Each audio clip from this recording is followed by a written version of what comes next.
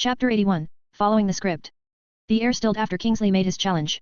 Everyone looked at William and waited for his answer. William sneered in his heart because he had already anticipated this outcome. His years of reading novels didn't amount to nothing. Naturally, he also knew how to downplay this challenge, so he went along that route. Why should I fight you? William snorted. I don't have any reason to accept your challenge. So, you admit that you are a coward? Kingsley asked in disdain. I guess the only thing you have going for you is your face. Are you jealous of my face? William asked back. It's not my fault that I am more handsome than you. If you want to complain, complain to your parents for not being good-looking enough. William's words made everyone's teeth itch. It was a very blatant provocation, but it was super effective. Kingsley's face contorted in rage, but that only lasted for a brief moment. He then collected himself and ridiculed William. I didn't expect that a shepherd like you would, also, be a master of words. Did you learn that from tending to your goats? Thank you for your praise, feel free to praise me more. William raised his chin in arrogance. I'm not praising you. Kingsley wanted to shout out loud, but reined in his words. I guess the Ainsworth family only amounts to this much. A family of cowards. Ha, what a low blow, William thought. I knew he was going to bring this up. I guess I'll follow the script for now and accept his challenge. Since you are so persistent, then I guess I have no choice but to accept this challenge, William said with a serious expression. Good. Kingsley narrowed his eyes. I've been longing to see the ability of the man who was paired up with junior sister. Prepare to be disappointed. William summoned his wooden staff. I'm currently not in my peak condition. Hat, we haven't even started our duel and you're already making up an excuse. Kingsley sneered. Well, I have to admire your strategy. This way, even if you lose, you won't look too bad in front of everyone. James stood up and clapped his hands. If the two of you are going to fight, let's change locations. He then turned around and walked towards the training field that was 100 meters away from the garden. William and Kingsley followed behind him. The rest of the peanut gallery also followed suit. They were very curious about what kind of ability William possessed. EST, and his entourage, on the other hand, were feeling a bit anxious. They knew that William wasn't lying when he said that he wasn't in his peak condition. They had heard of the name Kingsley before. Just like Rebecca, the boy was considered as one of the prodigies of the kingdom. He was a magic swordsman, and Kingsley was quite proficient with both sword and magic. William wasn't able to use his magic right now, so he was at a disadvantage. The two combatants stood 10 meters away from each other. William was holding his wooden staff, while Kingsley held a wooden sword. This was a friendly duel, so Eleanor didn't permit Kingsley to use his magic sword to fight William. She also didn't want to provoke James, because the old man might do something reckless if William got seriously hurt. Rebecca stood beside Lawrence. She had a calm expression on her face, but her eyes were looking at William with anticipation. Since Kingsley was in the same sect as her, she was well aware of his fighting abilities. She was very curious about how a shepherd boy would be able to match a prodigy of the Misty sect. None of you are allowed to hit each other in the face, James said. The battle will end if one of you surrenders or is unable to continue to battle. This is a friendly match, so fatal blows are not allowed. Do I make myself clear? Yes. Understood. James nodded his head and raised his hand. Fight. As soon as the signal was given, Kingsley activated his movement technique Misty Steps. It was the trademark of the Misty sect and was hailed as one of the fastest movement arts in the southern continent. The disciples of the Misty sect cheered when they saw their senior brother display their sect's special move. Kingsley moved like a blur and appeared 2 meters in front of William. He then lowered his body and slashed forward. First phase, Phoenix Strike. Kingsley was confident that this single strike would be enough to end the duel. Frankly, he felt that it was beneath him to get serious fighting against a shepherd who tended sheep and goats. If not for his plan to leave a good impression on his junior sister's family, he wouldn't even bother to challenge William to a duel. The deadly strike was aimed at William's shoulder with the intention of breaking his bones. Although he couldn't deliver a lethal strike to his rival, there was no rule that said that he couldn't cripple his opponent. A loud clap reverberated in the air as the two wooden weapons clashed against each other. William was unable to follow Kingsley's movement, but his passive skill, Parry, activated automatically. Parry 10/10. Passive. Increase the chances of parrying an attack by 30%. Requirement, only works for staff, spear, and pole type weapons. Although William couldn't use any offensive skills, his passive skills were still in effect. Right after William parried the blow, he immediately used his staff to counterattack. Although Kingsley was surprised that his attack was blocked, he was still a prodigy and managed to jump back to avoid William's strike. The short exchange silenced the crowd, and their gazes became serious. Kingsley also took a proper stance as he prepared for his next attack. After taking another step forward, Kingsley disappeared from William's sight and appeared behind the redhead boy. Second phase, Phoenix Crossing.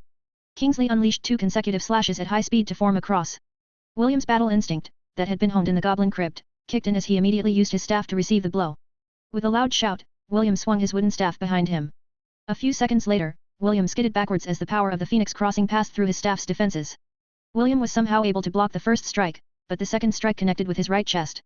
A searing pain racked his senses, but he forced himself to pretend that it didn't hurt him much. Good thing, it didn't break my ribs, William thought as he stood his ground. That really hurt. Kingsley's expression became more serious when he saw William's calm expression. He clearly felt that one of his blows connected, but the latter was acting as if nothing had happened. Both combatants glared at each other as they prepared for their next clash. Chapter 82, It's Fine If No One Sees. Soon the two engaged in close-quarter combat. Kingsley's movement and attacks were graceful and deadly. Clearly, his technique had reached a high level, while William had no technique at all. His battle style was crude and all over the place. One could easily tell the disparity between the two boys. The members of the Misty sect started cheering as they saw their senior brother getting the upper hand. Kingsley executed another killer move that was aimed at William's leg. However, the parry skill activated and blocked his attack. William's strategy was simple. He would hold his ground and defend. If the parry skill activated, he would immediately follow up with a counterattack. Although Kingsley was fast, Ella was faster when she used her quick attack. William was gradually able to follow his opponent's movements and block him at every turn. His strength stat allowed him to threaten Kingsley from time to time with a powerful blow. The only problem was that none of these blows connected. After their initial clash, Kingsley discovered that William was a level stronger than him, so he didn't dare to receive his blows and focused on dodging them. William's dexterity and agility stat coupled with the parry skill gave him the ability to swiftly block his opponent's attacks, which led to their current situation. The bruises on William's body were piling up because there were times when Kingsley's sharp attacks grazed him. I relied too much on magic and didn't focus on my foundations. William regretted that he hadn't paid any attention to learning any martial arts. He knew that it was only a matter of time before he got defeated. What William didn't know was that Kingsley was starting to feel anxious. His confidence at the beginning was being chipped away by William's uncanny ability to block his deadly strikes.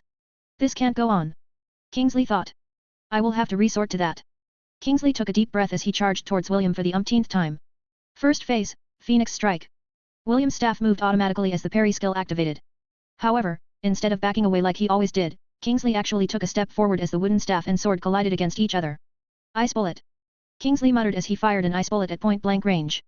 William's eyes widened because he didn't expect Kingsley to use magic. Eleanor had already mentioned that he wasn't allowed to use his magic in this duel, but Kingsley still used it. The concentrated bullet that was as large as a baseball ball connected squarely with William's chest. William felt that he was hit by a bowling ball that was thrown at full power. The impact took his breath away, which created an opening for Kingsley to unleash a powerful move. Second phase, Phoenix Crossing. A loud cracking sound was heard as Kingsley's attack connected with William's chest. The redhead boy spat a mouthful of blood as he was blown off his feet. EST covered his mouth as he watched William's body crash heavily on the ground. Kingsley stepped forward to deliver another strike at the fallen boy. He was determined to cripple William and make sure that he wouldn't even think about challenging Rebecca in the future. It was at that moment when he saw a white blur appear in front of his eyes. Me. Ella transformed into an Angorian war ibex and blocked Kingsley's path. Her horns and hooves shone in a blue light and her bloodshot eyes stared at the boy as if she was looking at something that was about to die. Kingsley's body uncontrollably shuddered the moment he laid his eyes on the beast in front of him. For the first time in his life, he felt the hands of death had firmly wrapped around his body, and had no intention of letting go. His breathing became heavy as his instinct screamed for him to run away. However, there was no time to run away. Ella didn't give him that opportunity. With a shout of fury, Ella activated her quick attack. The only thing in her mind was to kill this boy who tried to hurt his baby. As the horns of death were about to impale the pitiful boy, James finally made his move. He casually grabbed the boy's collar and tossed him to the side. He then used his free hand to grab Ella's horn and held her in place. Let's end it here, Ella, James said as he held the furious goat at bay. What is more important? Killing that brat or taking William to Owen's place? Reason finally returned to the furious goat as she stopped her charge. Ella gave James an annoyed look, and the latter let go of her horn. Helen, I'll leave William in your care, James ordered. Yes, sir. Helen wrapped her threads around William and gently lifted him off the ground. Ella nudged her to hurry, and the maid of the Ainsworth family mounted the war ibex's back. As soon as Helen was firmly secured on her back, Ella immediately sprinted towards the house of the life magus. She decided to have her baby healed first before she returned to dispose of the brat that dared to harm William. Everyone watched the war ibex go with various expressions on their faces. Eleanor was checking Kingsley for injuries. She was responsible for the safety of the children, and Ella's sudden appearance gave her a scare. If not for James' timely assistance, the prodigy of the Misty sect would have been impaled by the war ibex, and died a dog's death in a small town in the countryside. Since when did you raise a war ibex? Lawrence asked James, who was looking in the direction of Owen's house. War ibex? James answered with a sidelong glance. What war ibex? I don't know what you are talking about. HOH. Lawrence smiled in understanding. James sighed as he patted the shoulder of his good friend. It would be best if you take that boy away from Lant. I'm afraid that Ella will immediately attempt to kill him again once she returns. Fine, Lawrence agreed. I'll come back at a later time to talk more about your grandson. Just make sure that you don't bring uninvited pests with you next time. James snorted. I almost lost control and squashed that boy's head. Adults shouldn't interfere in the affairs of the young generation. This is the unwritten rule in our world, no. It's fine if no one sees. James smiled. Although this rule exists, you and I know that there are plenty of loopholes that people use to bypass this rule. True. Lawrence admitted. He then looked at the members of the Misty sect and gave out an order. Return to the carriages in an orderly manner. We will be departing soon. Although he wanted to know more about William and the war ibex, Lawrence knew that now was not the time for it. He could only endure his curiosity as he led his entourage to where their carriages were waiting for them. So, what do you think? Lawrence asked his granddaughter who was seated beside him in the carriage. They had just left Lant 5 minutes ago and were currently returning to their duties of surveying the destruction caused by the beast tide. He lacks grace, Rebecca answered. That's it. He lacks grace. Lawrence had a smile on his face as he looked at his beloved granddaughter. Grandpa, I don't know what you're thinking, but I don't like him, Rebecca pouted. I have no intention of marrying him. Lawrence chuckled but didn't say anything else. He was already looking forward to the duel that would happen 7 years in the future. Chapter 83, A Blessing in Disguise. Owen's treatment ended quickly and the injury that William received was healed completely. Even so, the Life Magus advised the red-headed boy to take it easy for the time being and to avoid doing any strenuous activities. I got too complacent, William muttered as he unconsciously rubbed his chest. Although he didn't expect that Kingsley would use magic in their duel, he should have considered this possibility. His opponent was a magic swordsman. Someone who could wield both sword and magic. William understood that the main reason why Kingsley didn't use magic earlier in their duel was due to his pride. Because of this, William thought that his opponent would only use martial skills and not resort to using his ice magic. Young master, I hope you learned something from this lesson, Helen said as she walked beside Ella who was currently carrying William on her back. I did, Aunt Helen. William sighed. I learned a very painful lesson. It's good that you learned this lesson early, young master, Helen patted William's leg. If that happened in a real battle then you would have lost your life. Perhaps losing my magic was a blessing in disguise. William sighed for the second time. It made me realize how lacking I truly was. I better properly build my foundations and learn some martial arts. Me. You're right, Mama. I will strive to be stronger. Me. Meanwhile back at the Ainsworth residence. If not for William, Lant might have suffered the same fate as the other villages and towns in the western region, James said with a smile. You should have seen how amazing he was when he fought against the Strathmore Thunder-Horned Wolf. James bragged about William's amazing feats to his guest while he was getting his treatment. He was not worried about his grandson's injury because Owen was the best healer he knew. Even though William broke a few of his ribs during the duel, it was not a life-threatening injury. As long as he still had breath in him, Owen could easily patch him up and make him as good as new. EST listened to James' story with interest. After the old man finished his tale, it was the young man's turn to tell the Lord of Lant how William saved his life from the mountain troll. EST also told James about William's sacrifice in the trial of courage. If he could still use his magic, that disciple from the Misty sect wouldn't have been able to even touch a strand of his hair, EST commented with a wry smile. I see, James frowned. So that's the reason why he seems different compared to the time he left the residence. He lost his magic power. I'm sorry, it was my fault that William ended up that way. EST lowered his head in shame. Because I was too weak, he had to use a forbidden spell in order to give us a chance of winning.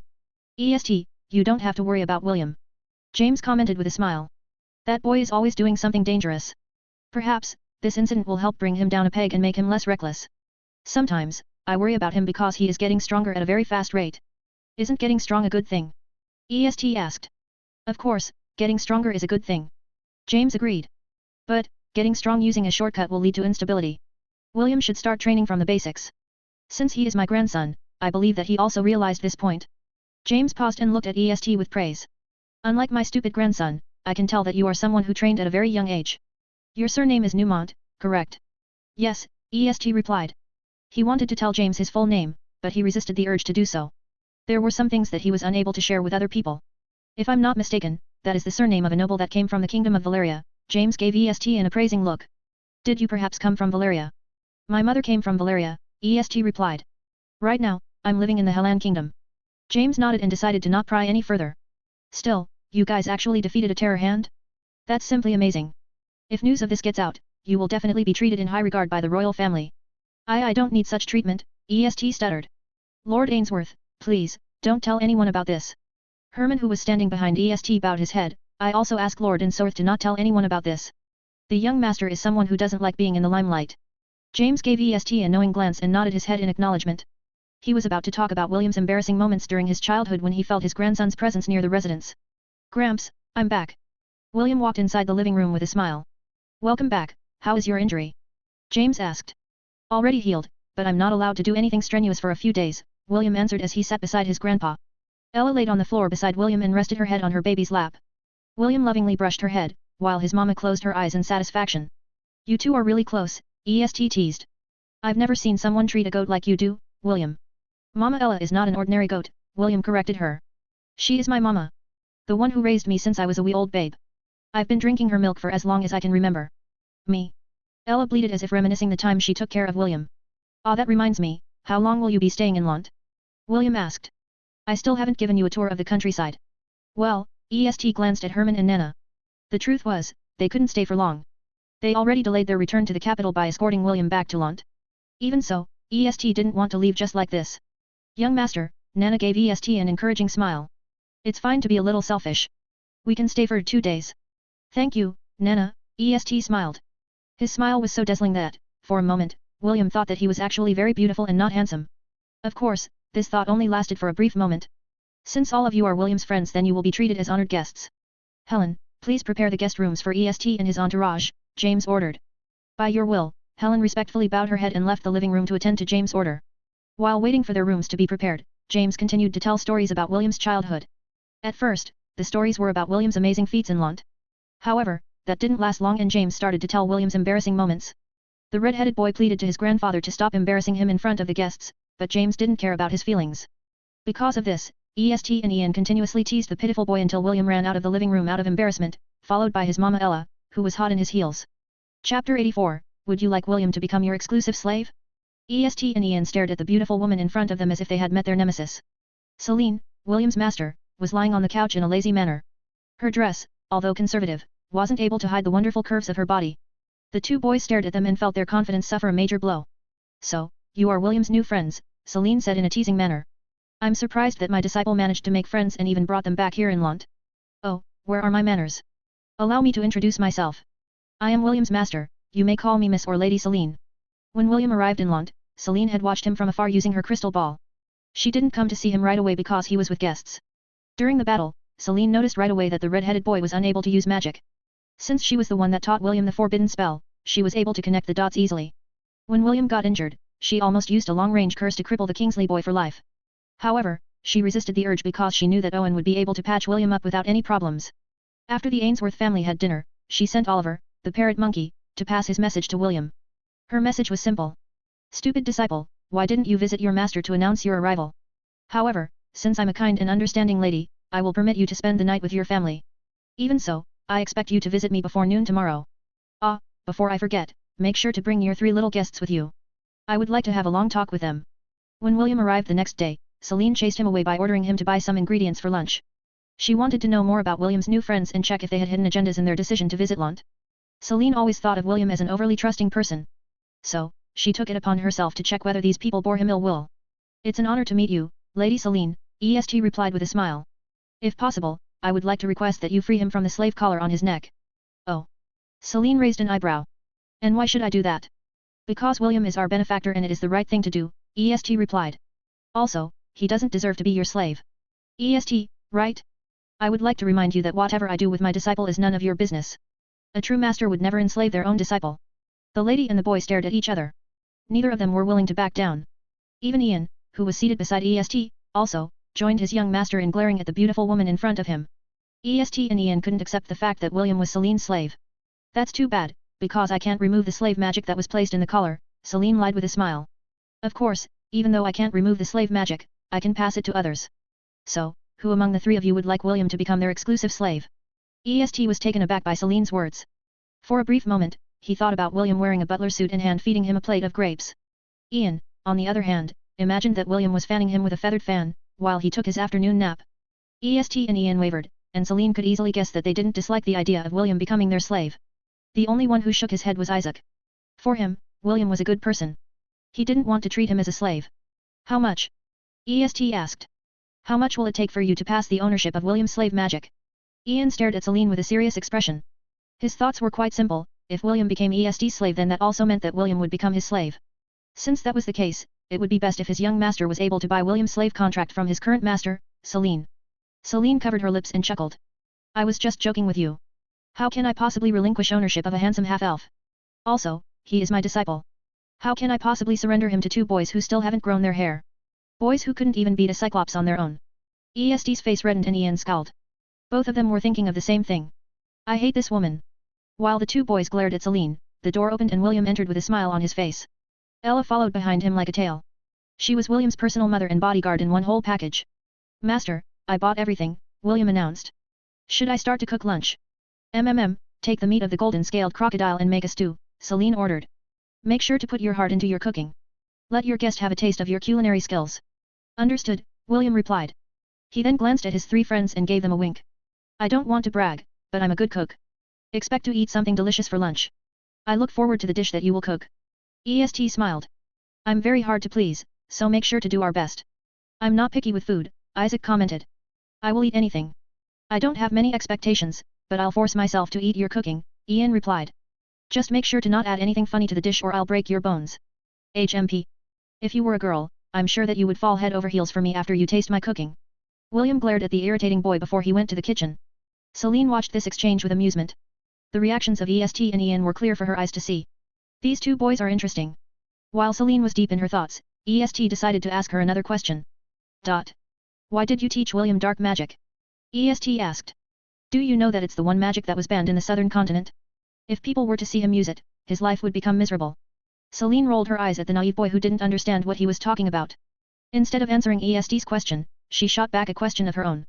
Do you know that the first founder of the Helan kingdom was a sovereign of darkness? Celine sneered. If not for dark magic then this kingdom would have never come to existence. So? What of it? EST countered.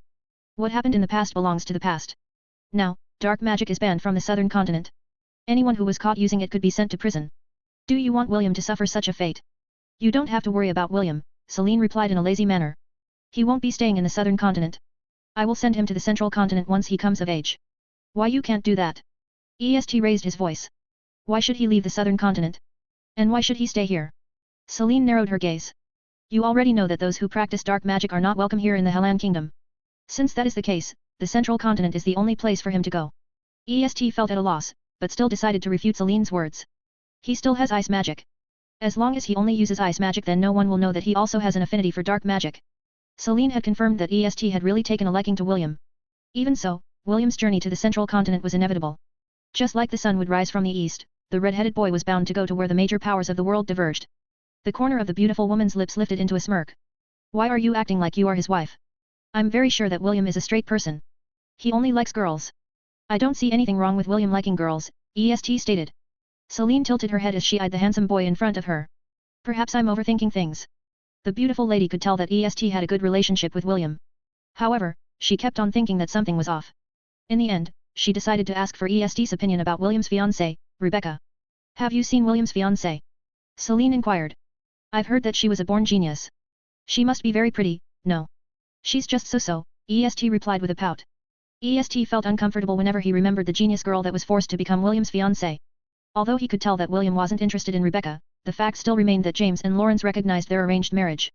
As long as the 7-year dual agreement existed, the chances of the 2 of them to really become a couple remained a possibility. Chapter 85, William's Dilemma. Meetings and partings were both important cycles of life. 2 days had passed and it was now time for EST and his entourage to return to the capital of the Helan kingdom. William, James, and Ella stood beside their carriage at the northern gate of Lant. Thank you for your hospitality, EST said with a sad smile. I wish I could stay longer, but I have important matters to attend to at the capital. Don't be sad, William replied as he held EST's hand. We're not parting forever. You can send me letters when you get back to the capital. Isn't that why Grandpa prepared a messenger hawk for you? Even if it's the capital, the hawk will always find its way back to Lant. EST nodded his head and faced the Lord of Lant. James, thank you for the messenger hawk, Lord Ainsworth. If I get the opportunity, I will return to visit Lant. We will be waiting, James chuckled as he patted EST's shoulder. You and your entourage are always welcome here in Lant. Isaac, take care of EST, William said as he shook Isaac's hand. It is my duty to serve the young master, Isaac replied. If you have time, visit us in the capital. William nodded his head and shook hands with Herman and Nana. He completely ignored Ian, which made the latter look at him in disdain. Seeing that William was hell-bent on ignoring him, Ian decided to take a step back and compliment him. You are a good cook, the dishes you made were the most delicious foods that I tasted in my life. If you need to find a job, just visit the young master's residence in the capital. You will be paid generously to be our chief cook. Me? A chief cook? Sorry, but I only want to cook for beautiful girls, William raised his chin arrogantly. If you were a beautiful girl then I might have considered it. However, since you're not then you can only eat my cooking in your dreams. So, if I was a girl, you would cook for me? Ian asked. If you were a beautiful girl then I will cook for you. William nodded his head. Why? You plan to change your gender? William crossed his arms over his chest and looked at Ian from head to toe. Well, since you're not half bad looking, maybe you can really become a beauty if you turned into a girl. However, since that's not happening then don't even think about mooching off my cooking. How about me? EST inquired. Will you cook for me if I asked? Of course, William replied in a heartbeat. You're my friend, so it's only normal for me to let you have a taste. As for this, snot-nosed pansy, he can just go ahead and suck an egg. Who are you calling snot-nosed pansy? Ian lunged at William. The two boys wrestled on the ground until their clothes were covered in dirt. Everyone pretended that they didn't know them and moved near the carriage. HMP. Without your magic, you're no match for me. Ian said in a triumphant manner as he sat on William's back. Just you wait until my power returns to me, I will let you know your place. William struggled to stand, but Ian had pinned him securely on the ground. EST lightly cleared his throat and Ian released William from his hold. The snot-nosed pansy returned to EST's side with a smug expression as he looked at the pitiful shepherd who was busy dusting his clothes.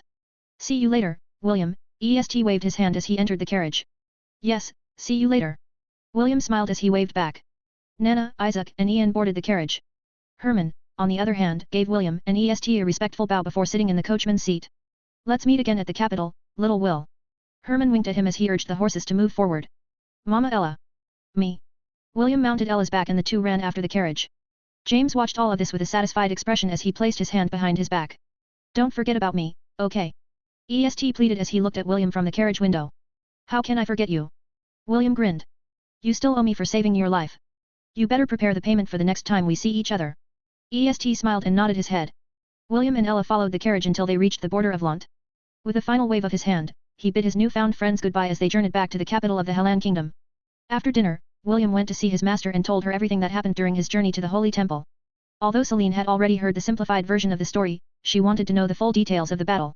The difficulty of the quest was truly hard. Celine had to admit that William had a close call when he fought against the Terror Hand. Even if Celine swapped places with William, the chances of victory were slim. The Cyclops only had one weakness and that was holy magic. Even if Celine used her ultimate move, Finger of Death, the chances of killing the Cyclops was almost non-existent. It was truly a miracle that two children with different powers, one holy and one dark, were in the right place at the right time. If either one of them were not present inside the Trial of Courage, then it would have been a suicide mission instead of a trial. What are your plans now? Celine asked. She wanted to know how her disciple would act in this time now that he was at his weakest state. The battle against Kingsley taught me that I can't always rely on magic to fight against strong opponents, William answered. I need to build my foundation and learn from scratch. Celine was satisfied with William's answer, so she decided to end their meeting and allow William to think about which method he wanted to use in order to acquire martial techniques on which to build his foundation. She could tell that William already had a plan in mind, so it would only be a bother if she tried to spoon-feed him at this point in time. Celine was right. William already had a plan in mind and he immediately put it into action. After saying goodbye to his master, William headed to the goat pen that was just outside his master's manor. Kronos, Aslan and the rest of the goats were already waiting for him. They had already properly rested and were looking forward to their dungeon expedition. System, change my subclass to Disciple of Thunder, William ordered. Subclass has been successfully changed. Should I also pool all experience points to this job class? Yes. Experience settings have been updated. Thank you. After thanking the system, William looked at his herd with a smile on his face. Are all of you ready? Me. Good. William nodded his head and activated the ring on his finger. Gate open. A few seconds passed, but nothing happened. William looked at his surroundings in surprise. I think I'm getting rusty. Okay, this time is the real deal. Gate open. William raised his hand as he tried to activate the Ring of Conquest. However, the ring remained dormant. System. What is going on? William asked anxiously. Why is the ring not working? Did it get damaged during the battle against the Cyclops? Host, please, wait a minute as I troubleshoot the problem. Identifying the root of the problem. Finding the root problem successful. William looked at the notifications with an anxious expression. He hoped that the system would find the problem and offer him a solution on how to fix it. To answer the host's question, there is no problem with the Ring of Conquest. It was undamaged during the fight against the Cyclops. No problem? Then how come I can't activate it?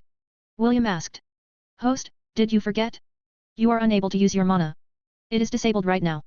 The Ring of Conquest can only be activated by using magic power. Since the host is unable to use even a drop of magic, the ring will not be able to take you to the Goblin Crypt. William swayed on his feet. He felt like fainting when he heard the system's report. If not for Ella supporting his body, he might have already collapsed on the ground due to the bad news he had just received. The Goblin Crypt was his main source of experience points. If he couldn't enter the dungeon, then what was he supposed to do to level up his job classes? Chapter 86, The Last Nail in the Coffin. System, is there really no other way? William asked.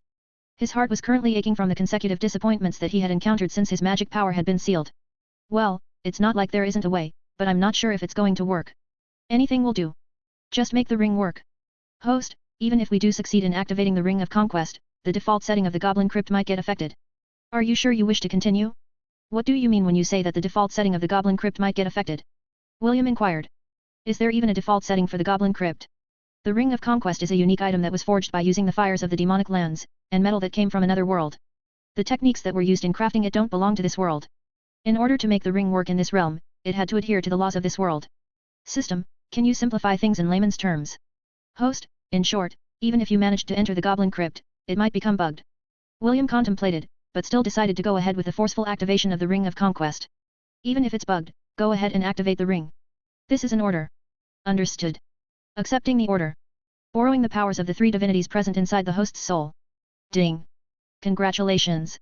You are now able to activate the Ring of Conquest, bugged version. Bugged version.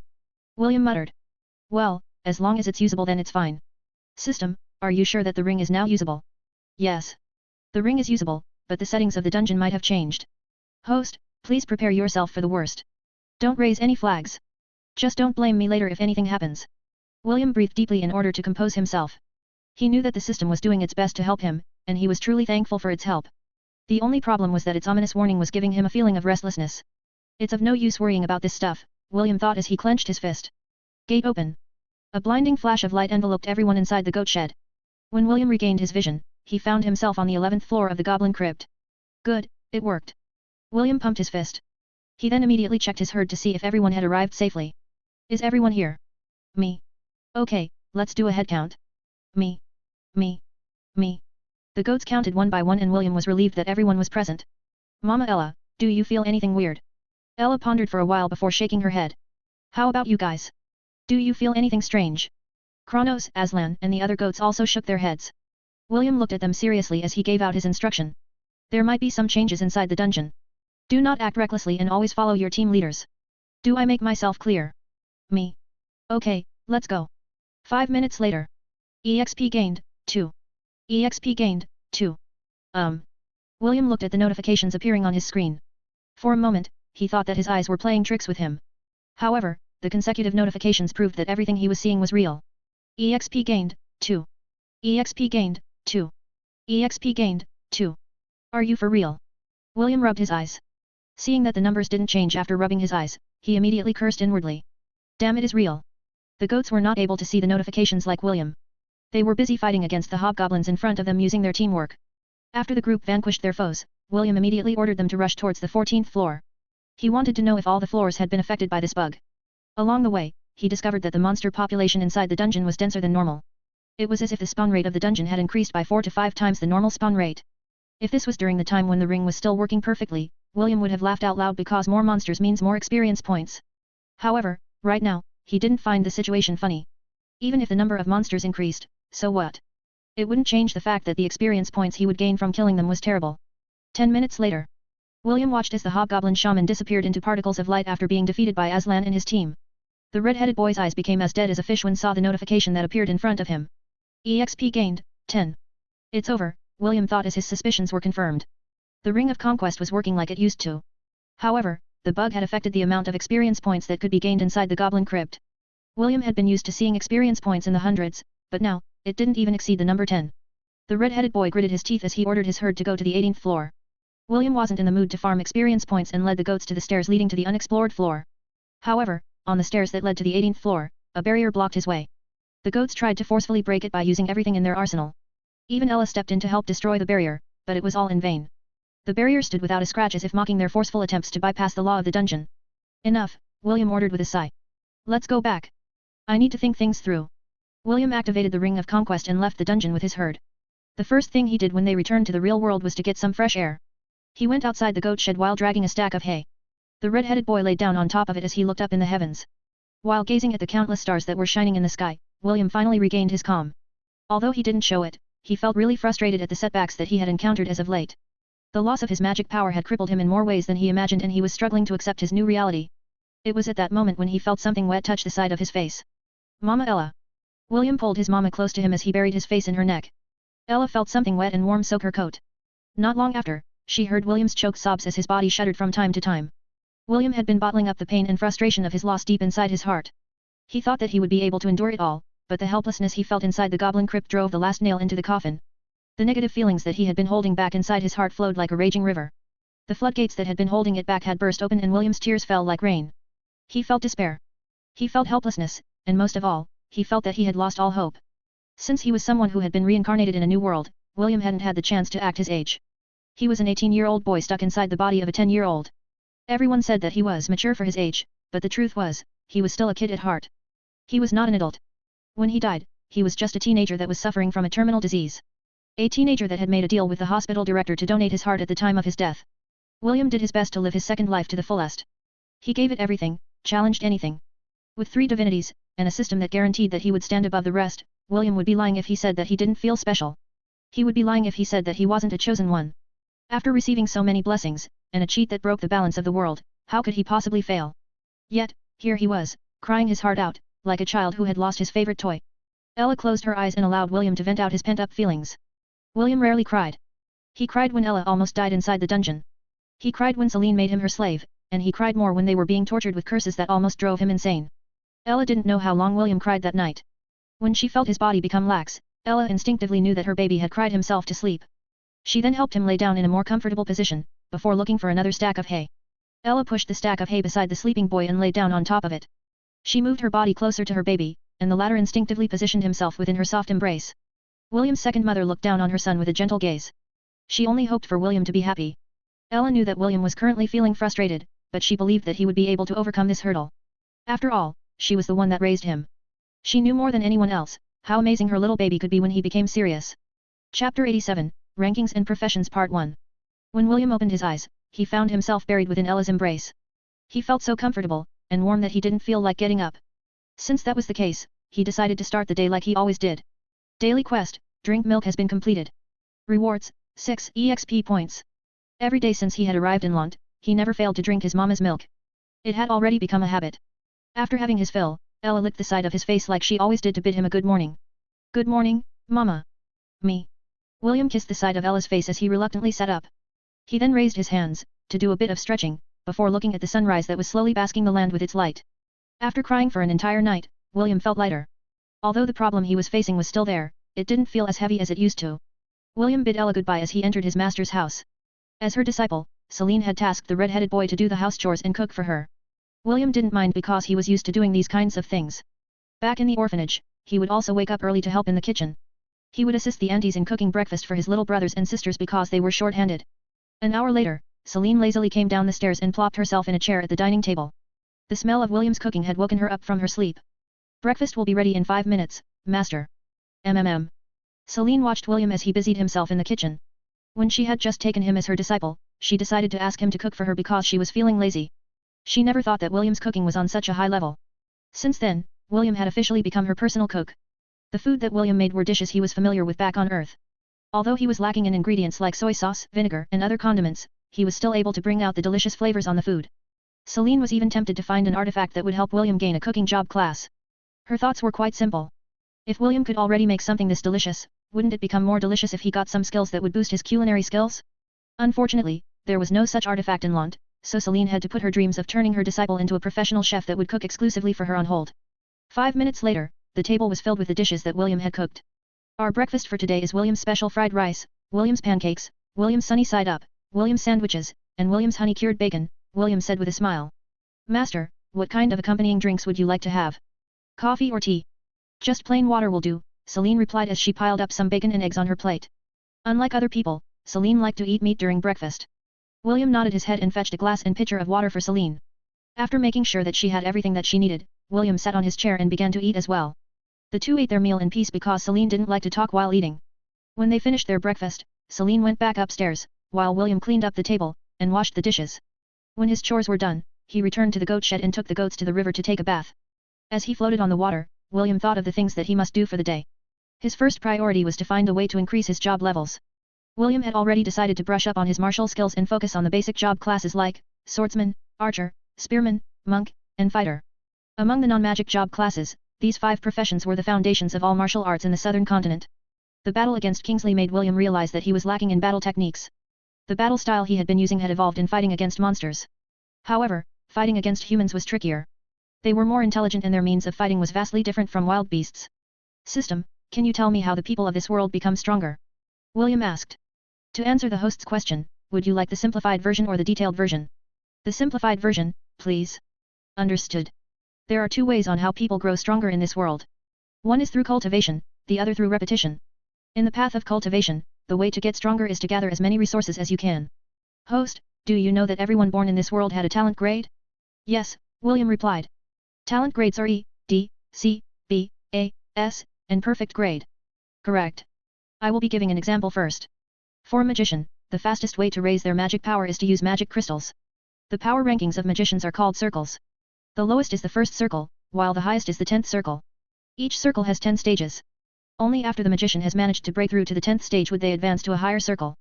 Host, are you following me so far? Yes, William replied. Bring on the info dump. A/N, Kakik. The lowest talent grade E, allows a magician to reach up to the peak of the first circle. Unless they find a way to raise their grade, they wouldn't be able to advance to the second circle for the rest of their lives. Grade D talent allows the magician to break through up to the second circle, Grade C talent allows them to break through to the third circle. Grade B talent is a little different because it allows them to break through up to the fifth circle. Grade A gives them a chance to break through the seventh circle, while S allows them to reach up to the ninth circle. As for perfect grade talent allows them to break through to the 10th circle. Wow, doesn't that make my ex-fiancée a lucky girl? William thought. Of course, the speed of breaking through the ranks will depend on resources. If you have a steady supply of high-grade magic crystals, then becoming a top-tier magician is within reach. Sadly, not everyone has this opportunity. Only the members of royal families, the nobility and sects who have vast resources have the ability to groom future archmages and archons. Where do you get magic crystals? William asked. Magic crystals are mined from the earth. Some of these mines appear near ley lines where magic and spirit power are concentrated. Now, let's talk about the basic job classes like swordsmen and archers. These job classes can also grow through cultivation, but they rely more on repetition. An archer will only become an expert if they practice shooting their arrows every day. As their experience accumulates, they also gain skills. These skills gain a level or improve the more the archer uses them. It is similar to gaining a higher proficiency as you master a skill or technique. Most martial classes get stronger in this manner. The same could be said for the swordsman. In order to become an expert, they needed to continuously hone their techniques and gain experience through battle in order to become stronger. Cultivation is more like a secondary support to them to make their bodies stronger. Unlike magicians, swordsmen and the other martial classes doesn't rely on magic crystals in order to strengthen their bodies. They rely on beast cores that are taken from the monsters that they have slain. Beast cores. William remembered the 2 millennial grade beast cores in his possession after slaying the Thunder-Horned Wolf and Terror Hand. The power rankings for martial classes are different from magicians. Their ranks are measured by the Adventurers Guild, Hunters Guild and other corresponding organizations, like the Holy Temples, scattered around the continent. The rankings for the martial classes are Copper, Bronze, Silver, Gold, Platinum, Mithril, Adamantium, Black, and Saint. How do they determine the rankings? William asked. Do they increase their rank if they finish missions like the ones in games? Yes and no. Unlike magicians who have a proper measuring tool to check their magic power, the power level of martial classes varies from individual to individual. Just like the host, those who specialize in martial skills are able to upgrade their profession once they meet its requirement.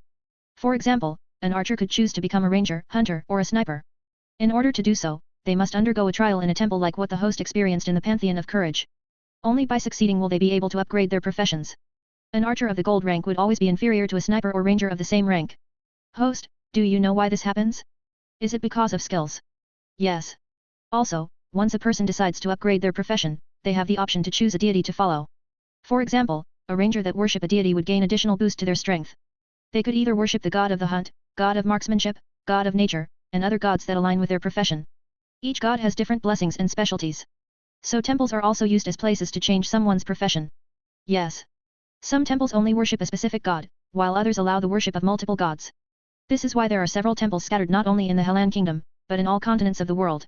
However, there are some individuals that also chose not to worship any gods, and just advance their rank as they see fit. William wanted to know more about the world, so he decided to learn more information from the system. He believed that understanding how the professions work in this world would allow him to gain some insights on the path he had to choose. Chapter 88, Rankings and Professions Part 2. Okay, so martial job classes get stronger by repetition and cultivation. Can I also become proficient in a job class if I train myself like shooting arrows at a target? William asked. It's possible. If the host practice shooting arrows, then your shooting proficiency will increase. However, it would be much easier if the host just acquired the shooting proficiency skill. This is the difference between the host and other people. What others need to train for years, the host can easily learn in half a day. Isn't that cheating? Host, you have been cheating since day one. It's not cheating, it's called plot progression. Sure. Whatever you say. Okay, let's go back a bit, William said as he tried to change the subject. You said martial job classes can get stronger by using beast cores. Can I also use them? Yes. Really. Definitely. If the host were to choose to consume the millennial grade beast core that you received from the terror hand, you will instantly gain 2 million experience points. If you choose to consume the millennial grade beast core from the thunder horned wolf, you will get 1.2 million experience points. This is it.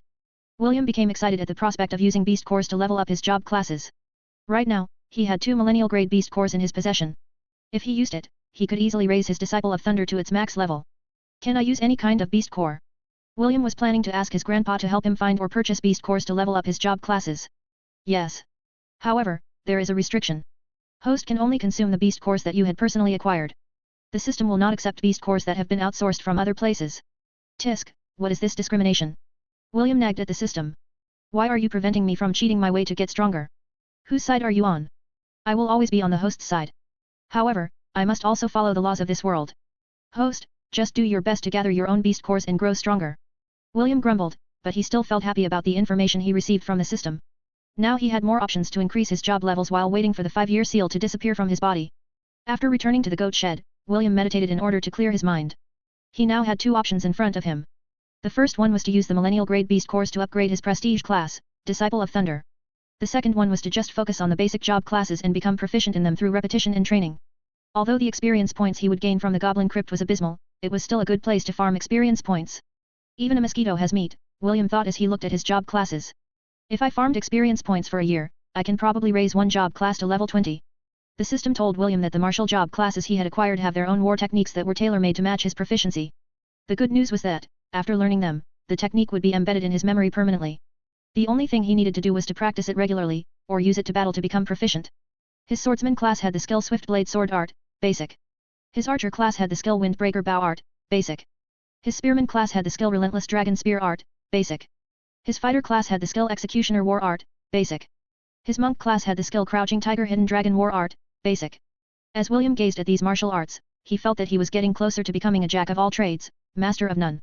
After a brief struggle, William opened his Disciple of Thunder skill tree and checked to see if this was a job class that heavily relied on mana. As expected, this job class relies heavily on magic power. William sighed as he read all the skills of the prestige class. Still, the passive skills it possesses are quite interesting. William's gaze landed on the 4 skills that belonged to the Disciple of Thunder that didn't require any mana. Lightning God War Art, Basic. Requires 10 skill points to unlock. The Martial Art of the God of Thunder. Very effective against demons, spirit beasts, elementals, evil spirits, undead, and devils. Lightning Reflexes 10/10. Increase Agility stat plus 30.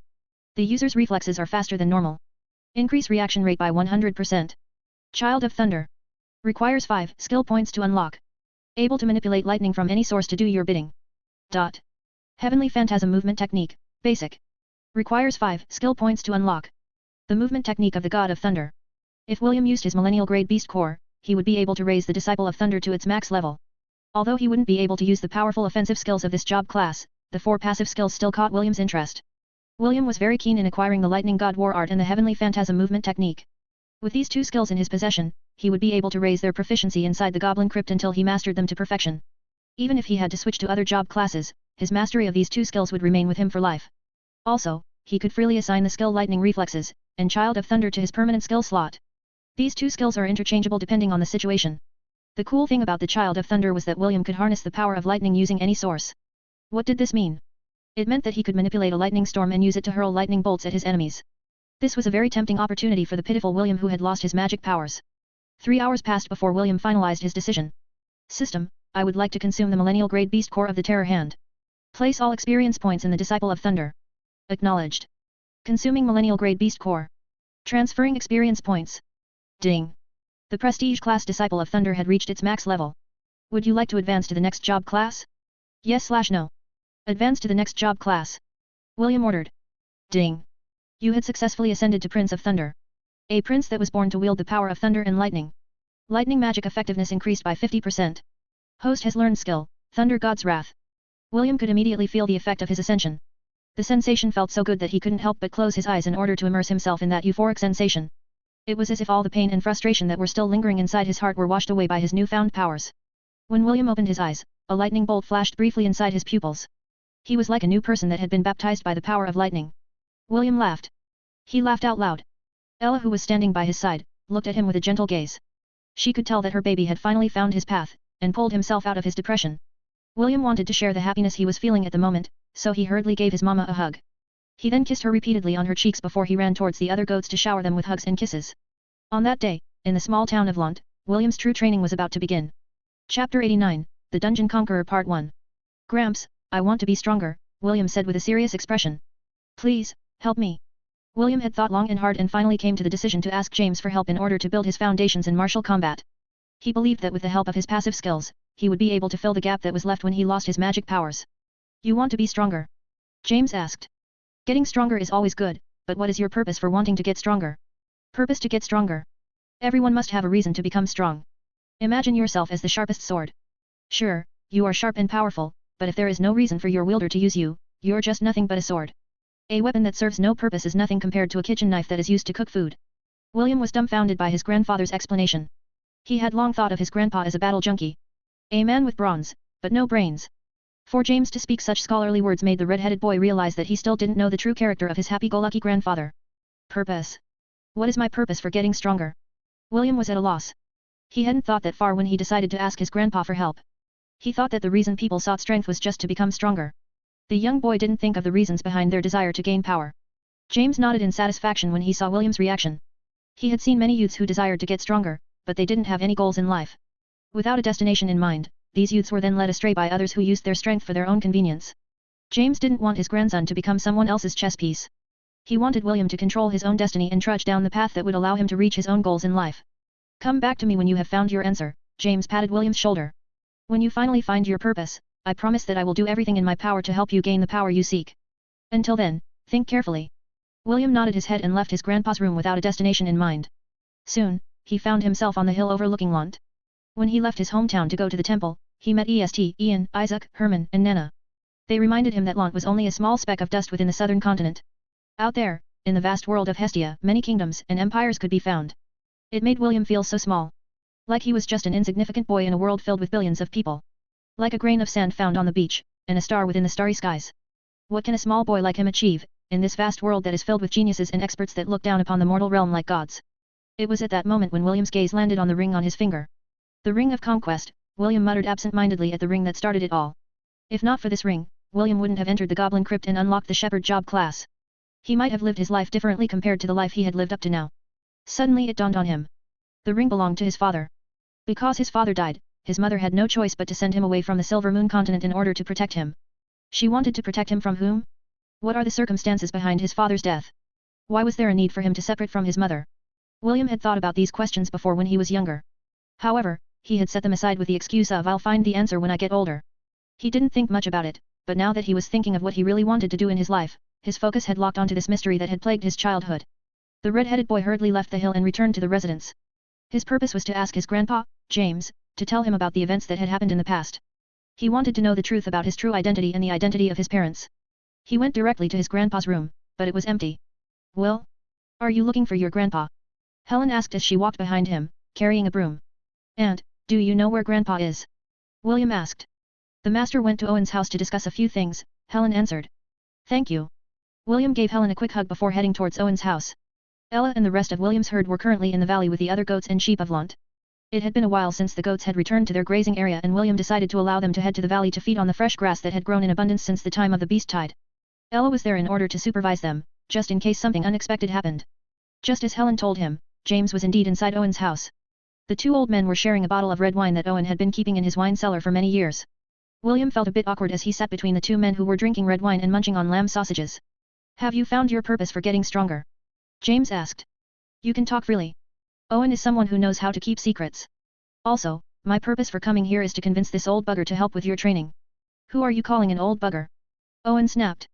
You come here to drink my wine, and eat my sausages, and you dare to call me old bugger? Do you want me to whack you? James laughed awkwardly as he returned his attention to his grandson. William gave Owen a brief glance before clearing his throat. Gramps, I want to know the truth about me and my parents. The lively atmosphere in the room immediately cooled down as James and Owen stared at William with a serious expression. Should I leave? Owen asked. I think it is better if the two of you speak in private. Sorry for the trouble, James replied with an apologetic gaze. It's fine. Owen stood up and patted William's shoulder before leaving the room. He made sure to properly lock the door behind him and cast a soundproof barrier to ensure that his wife wouldn't accidentally overhear their conversation. The grandfather and grandson pair stared at each other for a few minutes before James sighed and broke the silence. I was planning to tell you this when you were a little older, but I guess now is also a good time for it, James said as he emptied the wine in his glass. Do you want the long version or the short version? The short version please, William replied. James nodded his head. Your father, Maxwell, was a great man. Before you were born, he was hailed as the most powerful man in the southern continent. He rose up like a firework and burned brightly like a comet. James sighed as he remembered William's father. Your father was a dungeon conqueror. He had the ability to fuse the dungeon cores with his body. Once he conquered a dungeon, he could summon the monsters that belonged to that dungeon. Basically, he was a one-man army that has thousands of monsters under his command. Isn't that cool? That's so OP, William gulped. OP. It means overpowered, Gramps. Yes. Your father was OP. James chuckled and nodded his head. Perhaps due to how strong his profession was, the gods themselves placed a limit on it. There can only exist one dungeon conqueror in every generation. As long as that person still lives, no one else can acquire this incredibly rare profession. William imagined himself sitting on the head of a dragon as legions of monsters conquered the land under his command. The sight was similar to the grand battles in the fantasy movies that he had watched on Earth. William was half tempted to ask the system about the requirements necessary in order to obtain the Dungeon Conqueror job class. James didn't know what William was thinking as he continued his tale. Your father was indeed very strong, but he has one weakness and that was, he was very weak against beautiful women. Back then, the elves were losing the battle against the demon lord who was hell-bent on conquering the Silver Moon continent. Out of desperation, they conceived a plan in order to turn the tables. That plan was to use a honey trap in order to lure your father to the Silver Moon continent. James gave William a teasing grin as his eyes twinkled in delight. Guess who was the lady that they used to honey trap your father? Of course it would be none other than the most beautiful lady in the Silver Moon continent. William raised his chin in an arrogant manner. My mother. You're right, and the Elven Council has regretted their decision to this day. James' laughter boomed inside the room as if to ridicule the long-eared bastards who thought that they could one-up his son with their schemes. Chapter 90, The Dungeon Conqueror Part 2. Your mother, Arwen, is the saintess of the Elven race, James said with a smile. She is the guardian of the World Tree and her authority is equal to the Elven Council's. When the council begged her to seduce your father, she agreed. However, Arwen had no intention of marrying your father. Their plan was to only use your father to resist the demon invasion then give him ample rewards after the invaders were repelled from the Elven lands. What they didn't expect was that your father, Maxwell, was not only an expert in conquering dungeons. He was also an expert in conquering the hearts of women. James paused as another chuckle escaped his lips. Even though your mother was a high elf and a strong-willed woman, she was still a maiden that had never known what love was. Maxwell was no fool. He knew what the elves were planning. However, he had also fallen helplessly in love with your mother. Like I said, my son had a weakness for beautiful women and your mother was the most beautiful woman that he had seen in his life. William was captivated with James' storytelling skills and waited in anticipation for the continuation of the story. 3 days before the elves planned to counterattack the invading demon army, Maxwell snuck inside the sacred grove where the World Tree and your mother resided. What the Elven Council didn't know was that Arwen had already fallen for your father's charms and had secretly told him the hidden path that would allow him to enter the sacred grove without the guards noticing him. There, the two shared a night of passion. Arwen had surrendered herself to Maxwell, and the latter took responsibility for making her fall in love with him. In the original plan, this was not supposed to happen. The Saintess should only devote herself to the World Tree for the rest of her life. Of course, this doesn't mean that the Saintess couldn't get married and have children. She can, but like I said this is not part of the Elven Council's plan because a Saintess is bound by a very strict rule. The man who takes her chastity will be her one and only lover for the rest of her life. Not even the Elven Council could overturn this rule that the first guardian had decreed since the World Tree was born. Back then, the head of the Elven Council was planning to marry his son to Arwen. Unfortunately for him, your father was a step faster and the rest was history. Your father went to war and drove the invaders back to the demon lands. The elders thought that they had succeeded in their schemes, but lo and behold, your father got your mother pregnant in that one night of passion. The head of the council was livid and his son almost went crazy when they heard the news. They initially planned to have your father assassinated, but who was your father? He was a dungeon conqueror. When he summoned all the dungeon monsters under his command, the entire Elven Council had no choice but to begrudgingly allow their marriage. Not only that, your father brute forced his way and had the head of the council resign from his position and placed Arwen's father, Theoden Enarion, as the new head. Naturally, the elves had no choice but to agree to his demand and thus, the bastard schemer was kicked out of his position. It was then when James heaved a long and deep sigh. I thought that your father and mother would have a happy ending, but it was just wishful thinking. The ex-head of the council, along with his entire clan, rebelled and concocted a plan to help the demon race bring their elite forces into the sacred grove by using long-distance teleportation.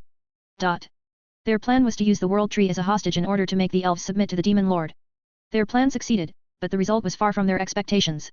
Although the World Tree was sacred to the elves, it didn't mean anything to Maxwell. He summoned his army and fought the demon lords and his elite demons inside the sacred grove. The battle was so fierce, that the demon lord was severely wounded and the World Tree was cut in half. It was also during this battle that your father acquired the Ring of Conquest from the demon lord's severed arm. If not for the sacrifices of his subordinates, the demon lord's life might have ended then and there. He managed to escape back to the demon realm, losing his army of elites, and his arm in the process. The elders of the clan that had betrayed the elven race were executed, and the rest were exiled. Even so, one major problem still remained, and that was the world tree. It was on the verge of dying. James refilled the cup with wine and drank slowly as if trying to wash away the bitterness that was stuck inside his soul. If the world tree dies, the elves will no longer be able to give birth and their race will lose their blessings. For the sake of his wife, and the child that was growing inside her body, your father decided to make a sacrifice. He used the power of the Dungeon Conqueror and fused with the world tree. The tree recovered its vitality due to the immense power of the Dungeon Conqueror. You have to understand that your father, Maxwell, had conquered many dungeons. The magic power of dungeons is almost limitless and they only grow stronger with time. It was more than enough to revive the world tree. The elves survived the disaster, but many still held a grudge towards your father. Although we had told you that your father was dead, this wasn't entirely true. He had merged with the world tree, so basically, he is the world tree. However, in doing so, he has also lost sentience. Even your mother, the guardian of the world tree, was unable to communicate with him. The only thing that remained of him was that ring on your finger. If my hunch is right, he stored the power of the Dungeon Conqueror within the ring. He did this to prevent another conqueror from being born. Perhaps he prepared the ring for you, perhaps not. I don't really know. All I know is that your father has now turned into a tree, and your mother accompanies him every day, James said with a sigh. Perhaps Arwen felt that the old bastards were starting to scheme again, so she decided to send you here to Lant. She was afraid that the elders of the council would use you as a hostage in order to force her to obey their command. Your mother is truly pitiful, James lamented. She lost her husband and her son. Like a caged bird, she can't leave the elven continent and hold you in her arms. The only reason why they didn't attempt to lay their hands on you, and your mother, is because of the tiny chance that your father might regain his consciousness inside the world tree. What James didn't tell William was that the elves were also dealing with another threat to their existence, and that was due to the elven prophecy by the Rayleigh family. Will, I believe that there is a way for your father to return to this world, James said with a serious expression. However, I don't know what method it is. Also, the way you are now, you can't go to the elven continent. If you go, you will not only endanger yourself, but endanger your mother as well. If you want to see her, then you must become as strong as your father. That is the only way for the two of you to reunite. William clenched his fists in determination. He had felt his mother's sadness through her letters. The young boy could feel the deep longing in her written words. There were times when William wanted to travel to the Silver Moon continent just to hug her tight.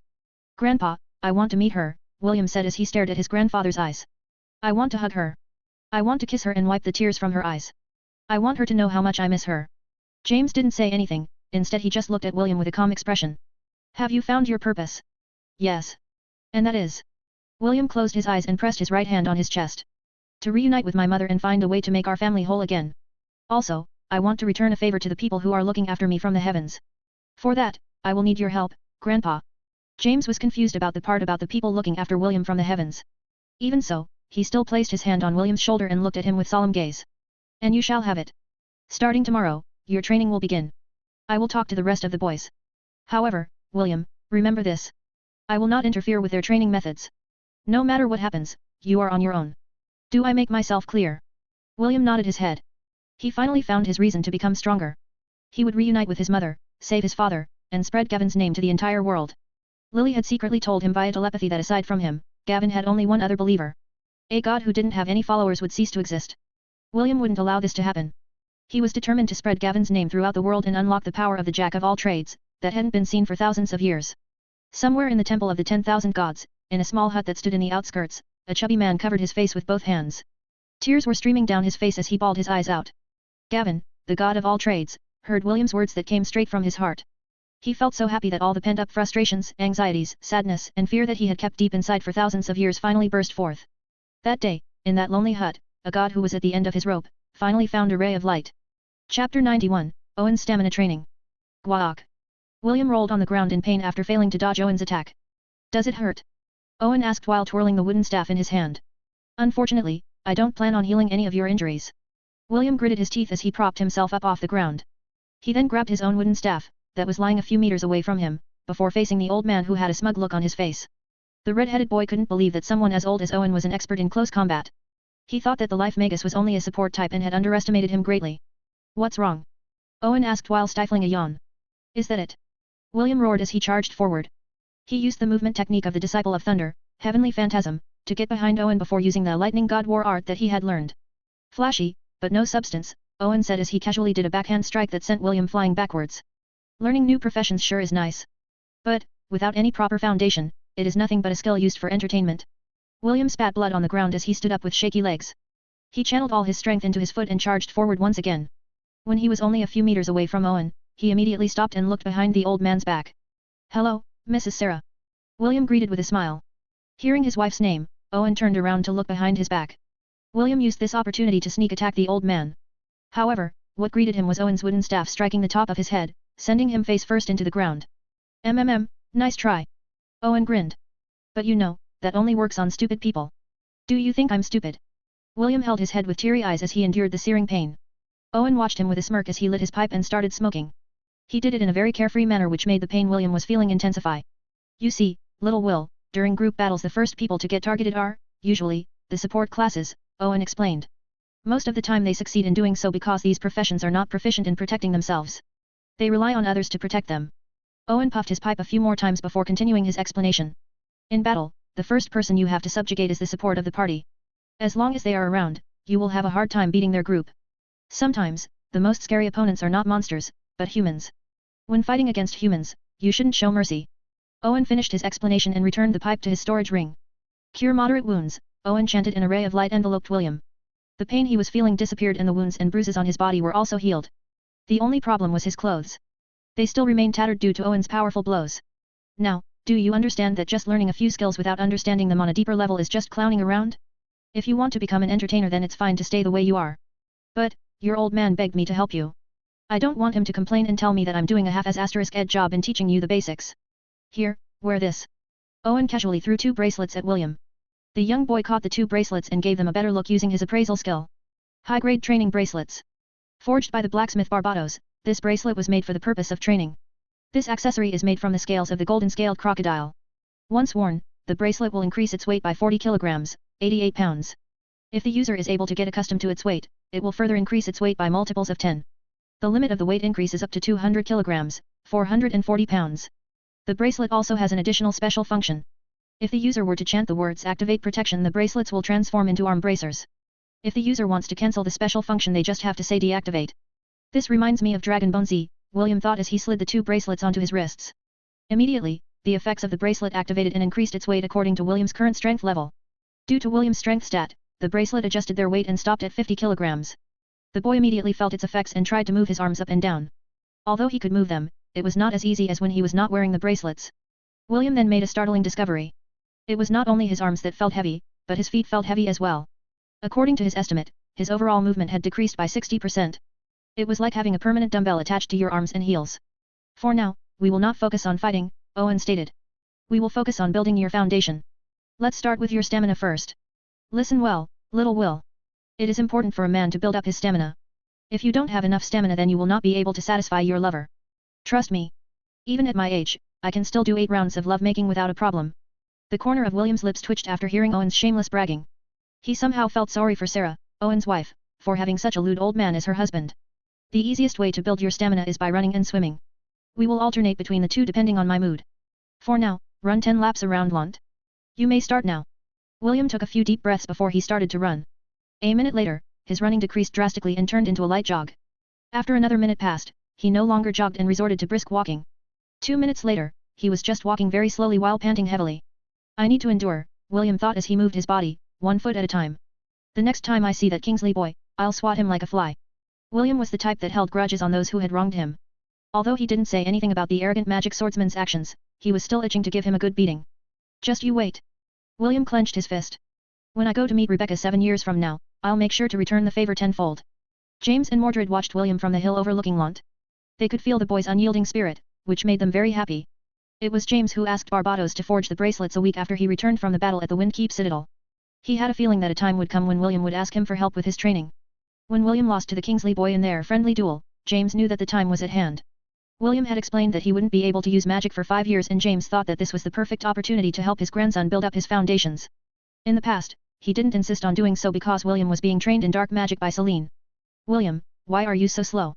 An 8-year-old girl walked beside the huffing and puffing William with a curious gaze. "Are you hurt somewhere?" "And no.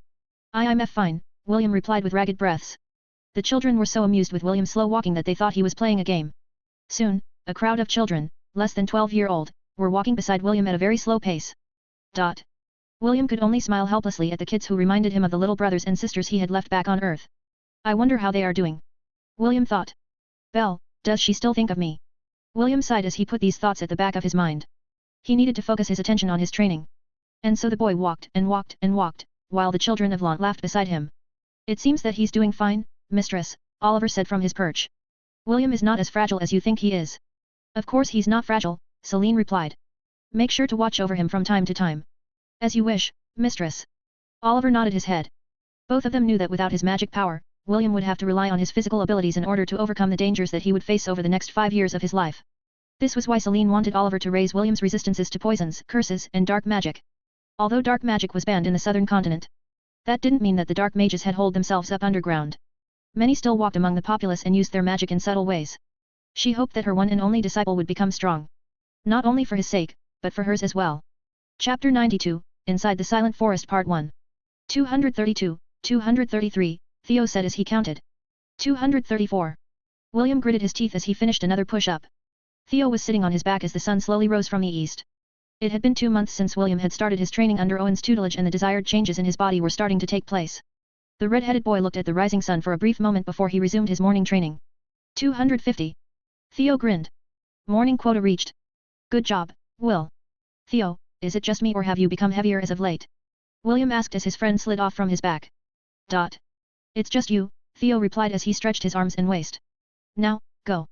Don't keep Owen waiting. William shook his head helplessly as he waved his friend goodbye. Mama, let's go. Me. Ella, who was lying not far away from William, stood up and ran beside him. The two of them sprinted towards the Arabro that was guarding the main gate of Lant. Currently, the bracers on his wrists weighed 70 kilograms, 154 pounds, each, but that didn't stop William from running to his destination at full speed.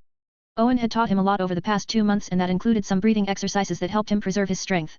When he neared the Arabro, he found Owen drinking a cup of coffee as he sat waiting for William. Done with your routine? Owen asked. Yes, William replied as he sat opposite him. The young boy then piled up some sausages and eggs onto his plate and started to eat his breakfast.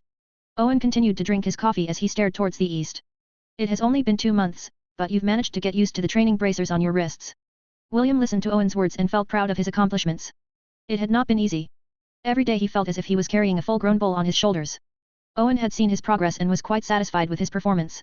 Since you have already passed the basic requirements of a fighter, it is time for you to take your training to the next stage, Owen stated as he placed the empty coffee cup on top of the table.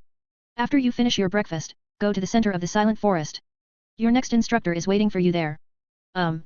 William raised his head to look at Owen. You're not the one that is going to train me. Owen smirked. I don't have a lot of free time to train a brat like you. Your grandpa only asked me to help build your stamina and prepare your body for the training that was to come. William frowned, but he still nodded his head. Who is going to be my new instructor? Someone who is stricter than me, Owen replied. He's a man of few words, but his skill is the real deal. You better be careful, William. That person doesn't know the meaning of holding back. William nodded his head. Thank you, Owen, for everything. You can thank me by getting stronger, Owen smiled. I am getting old. It's time for the new generation to step up and carry our burdens. What kind of burdens? William asked in curiosity. The burden of satisfying the beautiful young ladies, of course. Owen looked at William as if he was looking at someone stupid. Why did you think I trained you to raise your stamina? It would be embarrassing if you are one of those quick shots who can't even hold it in for 5 seconds. William spat out milk he was drinking and started coughing. The red-headed boy completely forgot that Owen was someone who liked to boast about his prowess in love-making. He felt bitter at the thought that the old man only trained him in order to not become a quick shot. It was just a joke, Owen chuckled. But, I was not joking about your next instructor. Be careful, William. You might just accidentally die if you don't pay attention to your surroundings. William wiped his mouth with a handkerchief before standing up from his chair.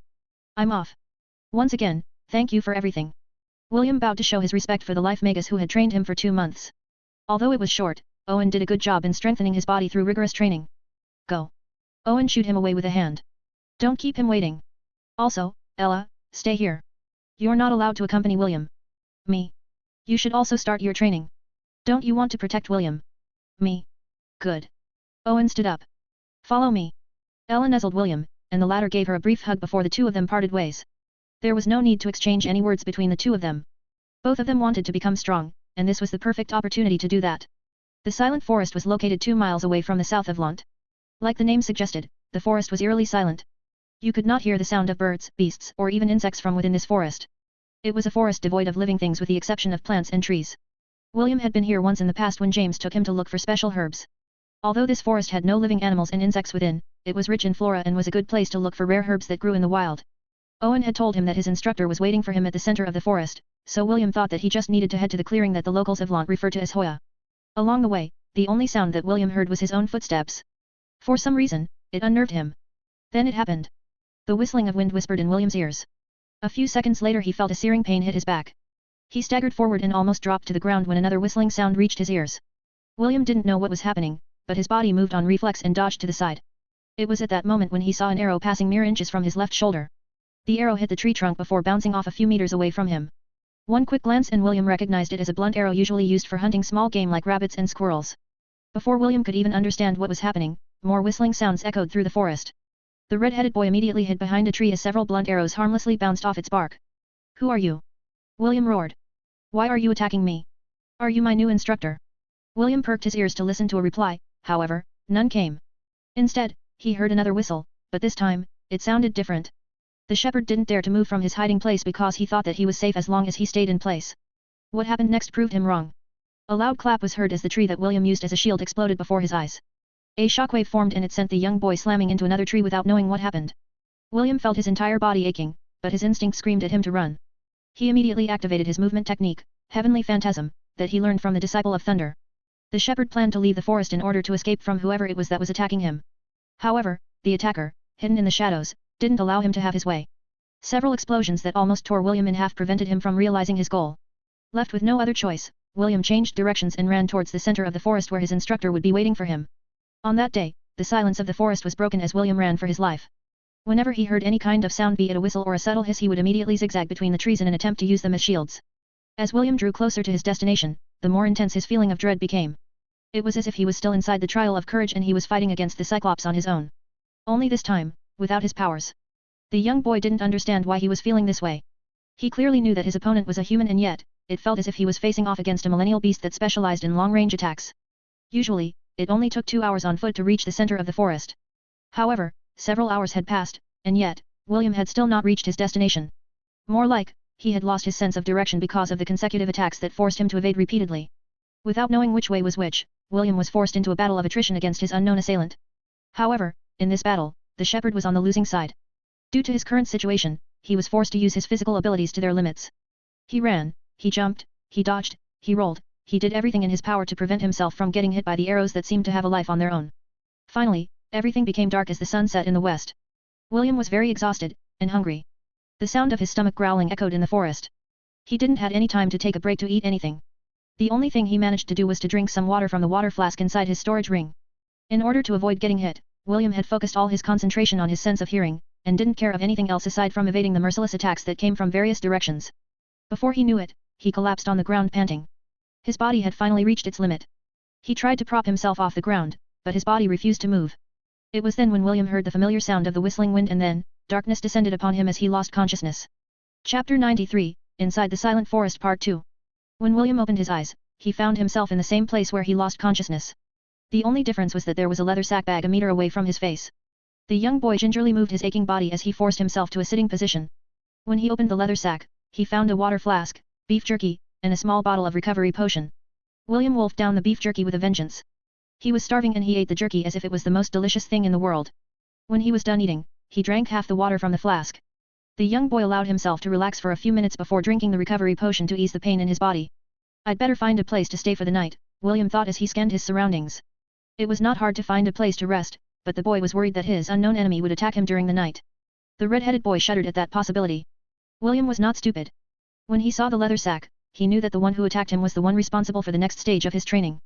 If it was the me from 2 months ago, I might have not lasted 10 minutes, William mused as he searched for a good place to pass the night. He finally understood how important stamina was during a fight of attrition. Owen's training was to increase my stamina, William pondered. Then what is the purpose of this training? William thought long and hard, but the only reason he could think of was that he was being trained to enhance his senses in order to react to dangerous situations. William had only taken 10 steps from where he lay when something hit his head and made him lose consciousness once again. A man wearing ranger's clothing stepped out from the darkness and picked up the leather sack that William had dropped. He gave the unconscious boy a sidelong glance before walking away with an indifferent expression. SHT. William cursed internally. It was the second day since he had entered the forest and his situation had not improved. In fact, it even became worse. He had just finished drinking water after waking up and a barely audible hisses pierced the stillness of the silent forest. Several arrows flew from different directions and they were all aimed at him. William activated his movement speed and dodged left, right, and center, but the arrows kept on hounding him. This time, the arrows were literally hounding him like homing missiles. No matter how he dodged, they kept on coming back. FCK. William cursed for the umpteenth time as he summoned his staff to help deflect the arrows. His parry skill activated and deflected some of them, but he was pushed back every time he did it. The arrows were surprisingly sturdy and seemed to be made from a very hard metal. If he was not gripping his staff tightly, it might have already flown out of his grasp. Another day of cat and mouse ensued, and it only eased up when the sun was at its peak. William almost collapsed from exhaustion due to lack of food and water. It seemed that the cat had left the mouse to allow it to get something to eat and drink. William gritted his teeth as he climbed a tree to pick some fruits from its branches. If the second master can see me right now, he might start calling me a monkey, William thought as he snagged a few fruits to serve as his lunch. Somewhere in Celine's house, Oliver sneezed while seated on his perch. That little monkey William must be thinking of me, Oliver muttered. I hope he's suffering right now. The parrot monkey closed his eyes and returned to his nap. Celine had already been notified by Owen that William was undertaking intense survival training in the Silent Forest. Oliver was quite tempted to join the fun, but Celine forbade him. He could only grudgingly obey his mistress' order while praying that William's suffering would intensify with each passing day. A month passed, and a ragged wild boy, who was covered in dirt from head to toe, jumped along the branches of the trees in order to escape the hunter that had been harassing him all this time. Aside from the constant harassment, William was also suffering from the constant ringing sounds in his ears. These sounds would often haunt him when the deafening silence descends after his attacker stops his assault. Before, he thought that Owen's training had been harsh, but it couldn't compare to what he was experiencing right now. Aside from eating twice a day, and getting forcefully knocked out at night, his day revolved around trying to escape whoever was bullying him. There were times when he had enough and instead of running away he charged in the direction where the arrows were coming from. However, each time he did it, he was unable to find his assailant. There were even days when he just wanted to call it quits and just allowed himself to get hit by the arrows, but that didn't help him either. The blunt arrows were coated by a very powerful drug that caused excruciating pain. The pain was so intense that he felt like dying. After experiencing it once, William didn't allow himself to get hit even once and just focused on running away. Another whistling sound reached his ears, but this time, William didn't panic. He stepped to the side and allowed the arrow to pass harmlessly in front of him. More arrows flew in his direction, but William calmly dealt with them all. Those he could dodge, he dodged. Those he couldn't, he deflected them with his wooden staff. In that 1 month of hell, William's sensory perception had reached a high level. His sixth sense, that warned him of danger, had also been heightened to an incredible extent. Sometimes, his hidden assailant would fire arrows that emitted no sound. That is when William's sixth sense would kick in and tell him that a hidden danger was approaching. When the sun was about to set, William successfully deflected a silent arrow that was aimed at his head. After that, no more arrows flew in his direction. Instead a loud thump was heard on the ground 3 meters away from him. The steel arrow that was stuck on the ground was a real arrow and not a blunt one. On its shaft, a piece of paper was tied. William didn't pick the arrow right away, instead, he let his senses scan the surroundings to make sure that this was not another ploy from his hidden adversary. After making sure that there was no danger in his surroundings, William picked up the arrow and took out the written letter. After reading its contents, William sighed and sat beside a tree to rest. Soon, a loud snoring sound echoed inside the forest. William slept deeply without a care in the world. 1,000 meters away from the sleeping boy's location, a man stood on top of a tree branch. He was none other than Trent, the sentinel of Lunt. He was in charge of William's perception training. The Silent Forest was not a simple forest. It was the most appropriate place to train someone's perception. People thought that absolute silence didn't have a sound, but they were dead wrong in their assumption. When you were in a place that is totally deprived of sound, you experience an ear-deafening silence. Your ears would start to hurt because you would experience phantom noises. Ringing sounds that wouldn't go away and would haunt your every waking second. In William's former world, these sounds were associated with tinnitus. Just like William's stamina training, the perception training also trained a person's willpower. Trent took his leave because his mission was over. It was now time for William to begin his martial arts training under another one of the experts of Lunt. Dwayne, the monk that held the profession drunken executioner, sipped his alcohol from a small wooden bowl. He had seen Trent's arrow flare rise above the canopy of the Silent Forest and knew that William's basic training was over. The monk sighed in satisfaction after emptying the wooden bowl filled with alcohol. So, it's finally my turn, Dwayne said with a sinister smile. It has been a while since I taught someone martial arts. I hope that the commander's grandson is better than the last student I taught. Dwayne could still remember that so-called genius that was raised by the monks of his order. In just a single session, the boy had been crippled and all the elder monks almost went mad in anger. Because of this, Dwayne was excommunicated from the temple and was not allowed to step onto another holy ground ever again. Dwayne didn't get mad at the treatment he received. He even felt liberated because he was sick and tired of being a goody two-shoes. He roamed the land doing anything he pleased. Sometimes he would wipe out bandit groups along the way, sometimes he would become the bandit and terrorize the innocent souls who were unlucky enough to cross his path. That was how he got his nickname, the Drunken Executioner, because he would always be seen carrying a jug of alcohol with him when he committed these nefarious acts. He only stopped his rampage because he had encountered James, who was guarding the merchant group that he had chosen to attack. With just a single slap from the old man, Dwayne and his short-lived tyranny came to a complete stop. James was supposed to bring him back to the authorities, but changed his mind halfway there. Since then, Dwayne had become James' loyal subordinate and followed him like a tail. He was someone who respected the strong, and James was by far the strongest person that he had met in his life. Well, since you are Commander's grandson, I guess you will not break that easily, Dwayne muttered as he stared at the alcohol-filled bowl in his hands. The monk's eyes narrowed as he stared at the silent forest in the distance. He had always wondered what it felt like to have a disciple. Dwayne knew that William was already Celine's disciple, so he had already given up taking him in as his own. However, he was still itching to impart his knowledge to his commander's grandson. He had a feeling that William was going to accomplish something big in the future, and he wanted to be part of that future. Chapter 94, Dwayne's Martial Arts Training Part 1. William wandered around the silent forest in the dead of night. For him, there was not much difference between night and day since he had dark vision. His older cousin, Matthew, had taught him how to find the cardinal directions using the stars as a guide. His plan? To go to the center of the forest where he would meet his next instructor. In time, he arrived at the lake at the center of the forest. The young boy took off his tattered clothes and jumped into the water to clean off the grime that had accumulated on his body. The phantom noises kept ringing on his ears as the deafening silence held him in its embrace. After a month of staying in the forest, William had gotten used to the unbearable silence. However, as a half-elf, his sense of hearing was sharper compared to others. His current condition sometimes made him feel dizzy and nauseous. When he was being hunted by Trent, William had needed a few days to get used to the discomfort. The silence also made him feel unbalanced. It was as if he couldn't move his body properly. Taking into account the ever-increasing weight of the bracelets, William felt that he was always in a state of unbalance. The young boy sighed as he looked at the stars as he floated on the lake's surface. The stars are really different from the ones I saw back on Earth, William thought. Still, this world is beautiful. William looked at the two moons that hung in the heavens. The bigger of the two, Einar, had a bluish color. The other one, Artem, had a light purple color. According to Matthew, a great war between the gods of Hestia had ensued when the world was still young. The battle was so intense that many gods had fallen, including the sun god Liana. When the sun god died, the light of the world vanished and Hestia was enveloped in perpetual darkness. It was then that the gods realized their folly. After a truce, the war finally ended. But, the damage was already done. Years passed and humanity's extinction was at hand.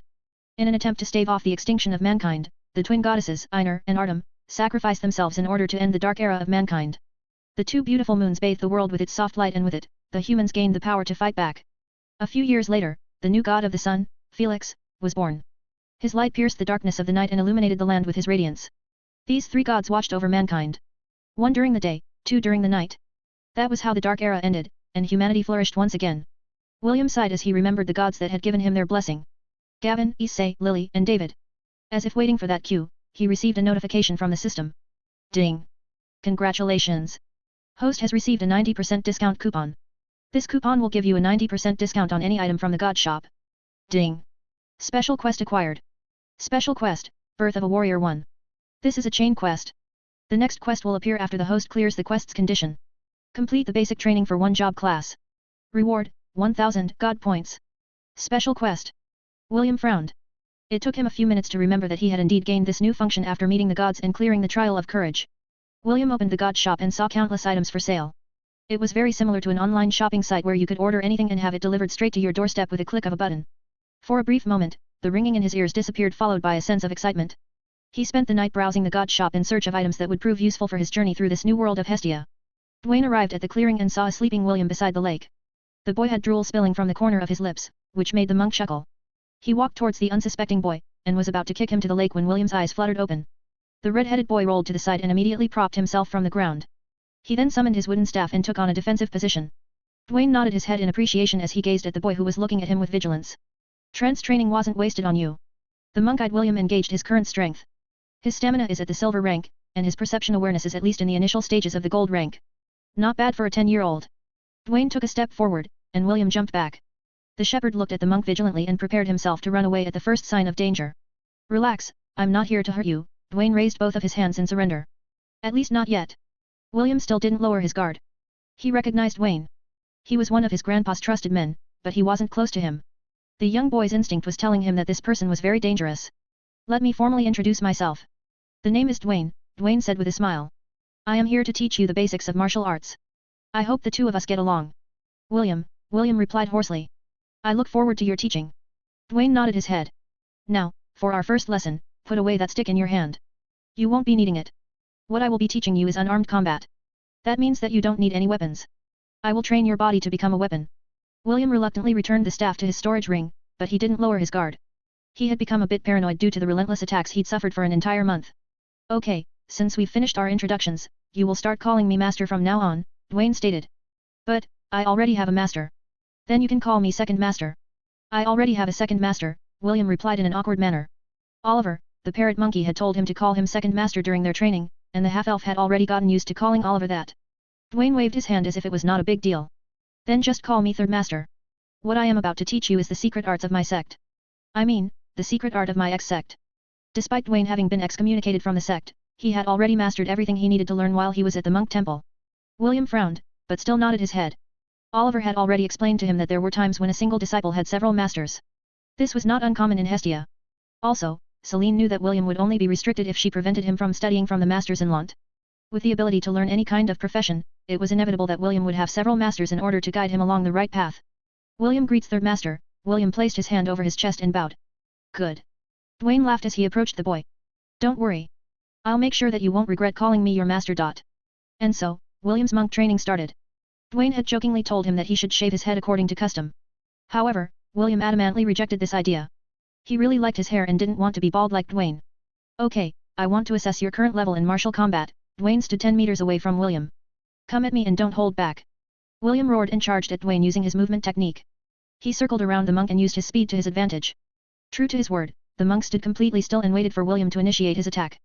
Seeing that the monk had no openings, William decided to take a chance and attack the side of his body with a roundhouse kick. Surprisingly, Dwayne didn't block nor dodge his attack. His attack landed squarely on the monk's waist. Dwayne glanced at William and frowned. Is that your strongest attack? Yes, William replied. He looked at the monk to gauge whether or not he was just enduring the pain in his body. Although William wasn't that strong, his kick was strong enough to send a goblin skidding across the ground a few meters. Ha, this won't do, Dwayne scratched his bald head. You're too weak. Your attack is inefficient and there are so many wasted movements. This won't do. I need to really teach you the basics. William felt that he was a failure after seeing the monk's disappointed face. What he didn't know was that this was the strategy that Dwayne had cooked up in order for William to take him seriously. Don't worry. By the time I'm done with your training, you won't even recognize yourself, Dwayne assured him. Now, let's begin. First I will show you how to throw a proper punch. I will demonstrate it first. Make sure to watch me closely. William narrowed his eyes and focused all of his attention on Dwayne's posture. Seeing that the boy was observing his movement, the monk unleashed a simple punch. The monk's punch was slow enough for William to observe. He could tell that his new master had limited himself in order to teach him the proper form of a punch. Suddenly a loud explosion reverberated from the center of the lake. The water exploded and William was drenched by the drizzle it created. Now, it's your turn, Dwayne grinned. The first thing we will need to train is your flexibility. Flexibility? William asked in confusion. Not punching. William was dumbfounded by his new master's way of teaching. After showing him such an awesome punch, the red-headed boy was itching to practice punching like him. What he didn't know was that this was another scheme that Dwayne had cooked up in order for William to get invested in monk training. Why should we train with punching when you punch like a little girl? Dwayne looked at him as if he was stupid. Let's start first with the basics. Flexibility and balance training. We can move to punching after you master the drills I will be giving you. Chapter 95, Dwayne's Martial Arts Training Part 2. William gritted his teeth as he stood on two wooden poles in the horse stance position while supporting a log in his hands. He had been in this position for 5 hours, and sweat was oozing out of his body. At first, he thought that this training was going to be easy, but facts showed that it was harder than he thought it would be. Dwayne was seated not far away from him drinking alcohol out of a wooden bowl. A spear protruded on the ground and was aimed at William's little brother. The moment he broke his stance, or lowered his body, little William was going to get pierced by the spear and the red-headed boy had no intention of becoming a eunuch. Because of this, he gritted his teeth and focused his concentration on his balance. With each day that passed, the weight of the log increased. Tears streamed down William's face as he endured each day of his training. He still wanted to have a girlfriend, so losing little William here was not an option. After 3 weeks, Dwayne thought that it was about time to move to the next phase of his training. The red-headed boy thought that his torture was over, but another round took its place. The monk ordered William to crawl 20 laps around the lake while he sat on his back. After yet another week, Dwayne changed his training routine again. This time he was told to do splits. William thought that he would just be doing splits on the ground, but Dwayne said that what he was thinking was for girls. The monk dragged William to the familiar wooden poles and asked him to do a split using the poles as support. Third Master, see, can you remove the spear? Cold sweat dripped from William's forehead as Dwayne placed the spear under his little brother. Must we do it like this? It's fine, Dwayne assured him. Don't worry. If your little brother gets stabbed, I will take you and run to Lant to have Owen take a look. Everything will be fine, probably. $, number and $. William cursed the bald monk internally. If little William was injured and was unable to recover, he was prepared to fight Dwayne to his dying breath. 2 months of training passed and William felt his body became more flexible with each passing day. Today, he was told to do 10 laps around the lake while doing back flips. After he finished doing the flips, Dwayne told him to do 1 lap doing head flips. William looked at his master with a "Are you kidding me?" and the latter gave him the "Do I look like I'm kidding you?" stare. Dwayne asked him to do it with his palms pressed together while crouching. William had never thought that there would be a day in his life where he would literally use his head to travel. The monk chuckled as he watched his new disciple do head flips while leaning against a tree. More days passed as William suffered incredible torture under the hands of the monk. 4 months after he accepted Dwayne as his master, William found himself staring at a steel barrel that was usually used to store wine. His third master explained that the steel barrel was an artifact that could produce ice-cold water. William thought that his master was going to ask him to go inside the tub to do some endurance training, but Dwayne's next order made him look at the barrel seriously. "I want you to punch the water 10,000 times, Dwayne ordered. "You will not eat, drink, or sleep until you finish your quota. You can start now." William felt a bit more confident with this training because it was just throwing a punch. However, it didn't take him long to realize that Dwayne would never ask him to do anything simple. As he continued to punch the ice-cold water, he could feel his hands going numb. Half a day later, he could no longer feel his hands, but a searing pain was starting to replace the numbness. When William finished his quota, Dwayne observed his hands with an indifferent expression. The next day, the same training took place. This continued for 4 consecutive days before Dwayne changed the training routine once again. Instead of punching water, William was asked to punch the ground 10,000 times. William punched and punched and punched, until he could punch no more. Just like the boy expected, the day ended with him having bloody hands. He didn't complain even though he could tell that some of his fingers had broken. I thought you'd quit halfway," Dwayne said as he looked at his temporary disciple's bloody hands. He then took out a red potion from his storage ring and sprinkled half of it on William's hands. "Drink the rest then eat dinner. We will resume your training tomorrow." This training continued for a week before the monk took William out of the forest. The monk and the boy headed to the nearest mountain inland. The locals called this place Woodlow Mountain. The Rocky Mountains were filled with giant boulders. The two walked casually until they came upon a boulder that was over 5 meters tall. Just like William expected, Dwayne asked him to punch the boulder. This time, he didn't give him a quota. Instead, the monk told him to punch the boulder until sunset. William obeyed and punched the boulder using the monk strikes that Dwayne had imparted to him when he started his punching training. Gained EXP, 5. Gained EXP, 5. Gained EXP, 5. Gained EXP, 5.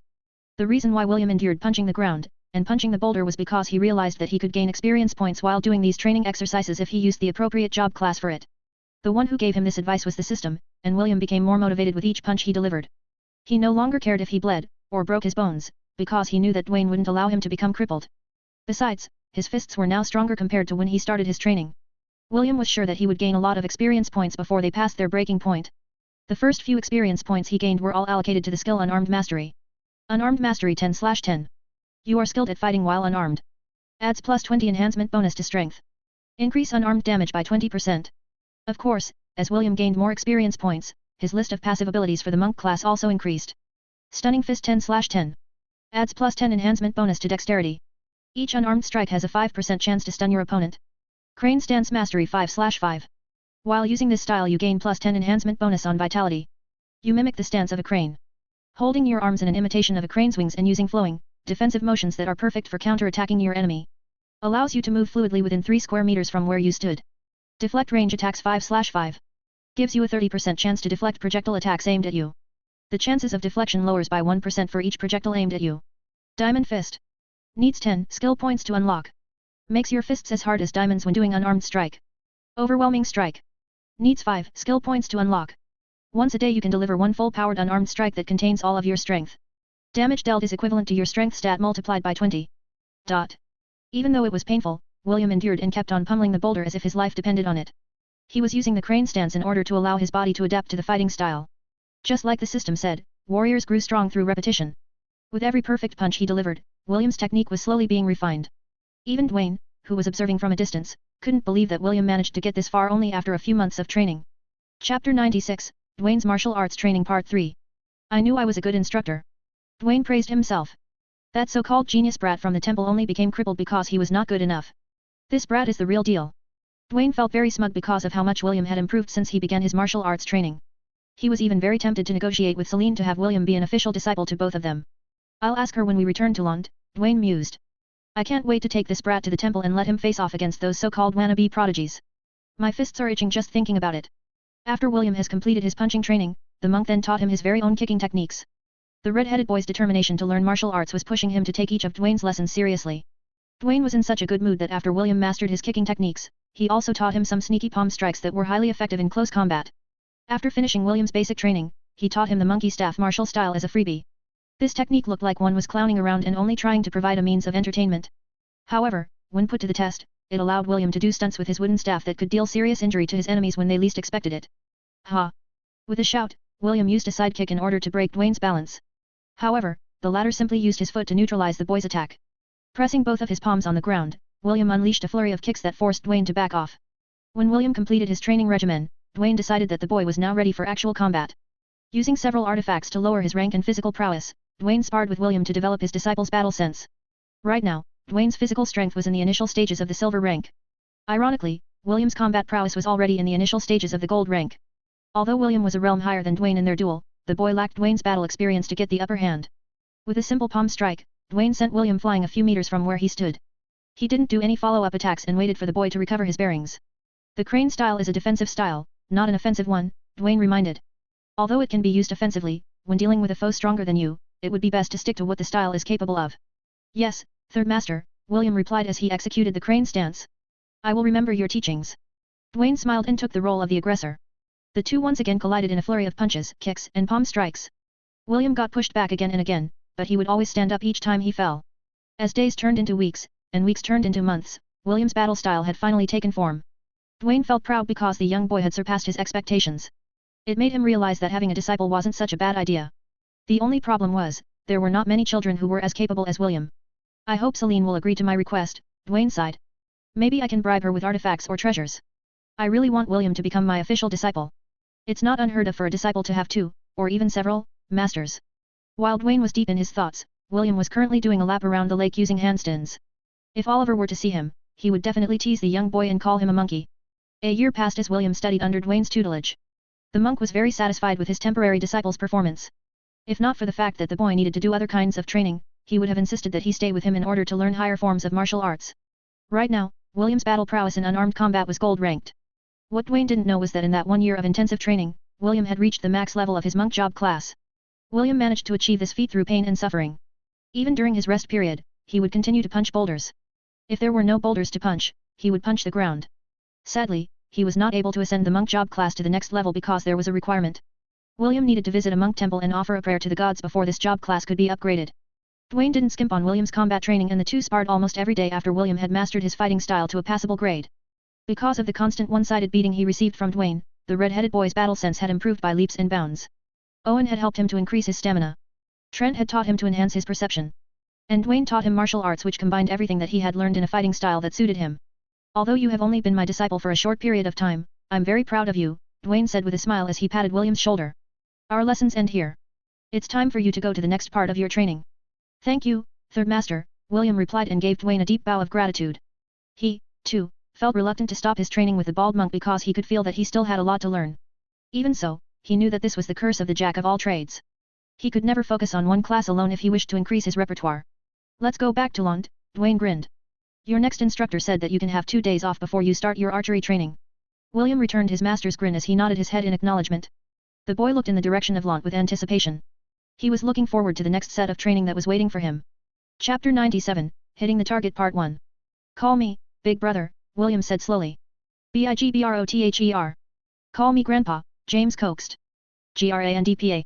Instead of an answer, what the young boy and the old man heard was the gurgle of a baby. Did you hear that, Gramps? William asked with a smug expression. Eve called me brother. No, you numbskull, James refuted. Clearly, she said Grandpa. It's brother. Grandpa. All right, don't fight, Anna said in exasperation. You're going to scare Eve if the two of you continue this argument. Anna was cradling a baby girl in her arms as she admonished William and James. She had given birth while William was doing his training, and this was the first time the young boy was seeing his cousin. William was very good at handling babies because this was one of his duties at the orphanage. Seeing his cousin's adorable blue eyes looking up at him, the young boy felt that his heart was melting. Aunt, can I hold Eve? William pleaded. I promise I'll be careful. Do you know how to hold a baby? Anna inquired. Yes. Okay, it is good that she gets to know her cousin as early as possible.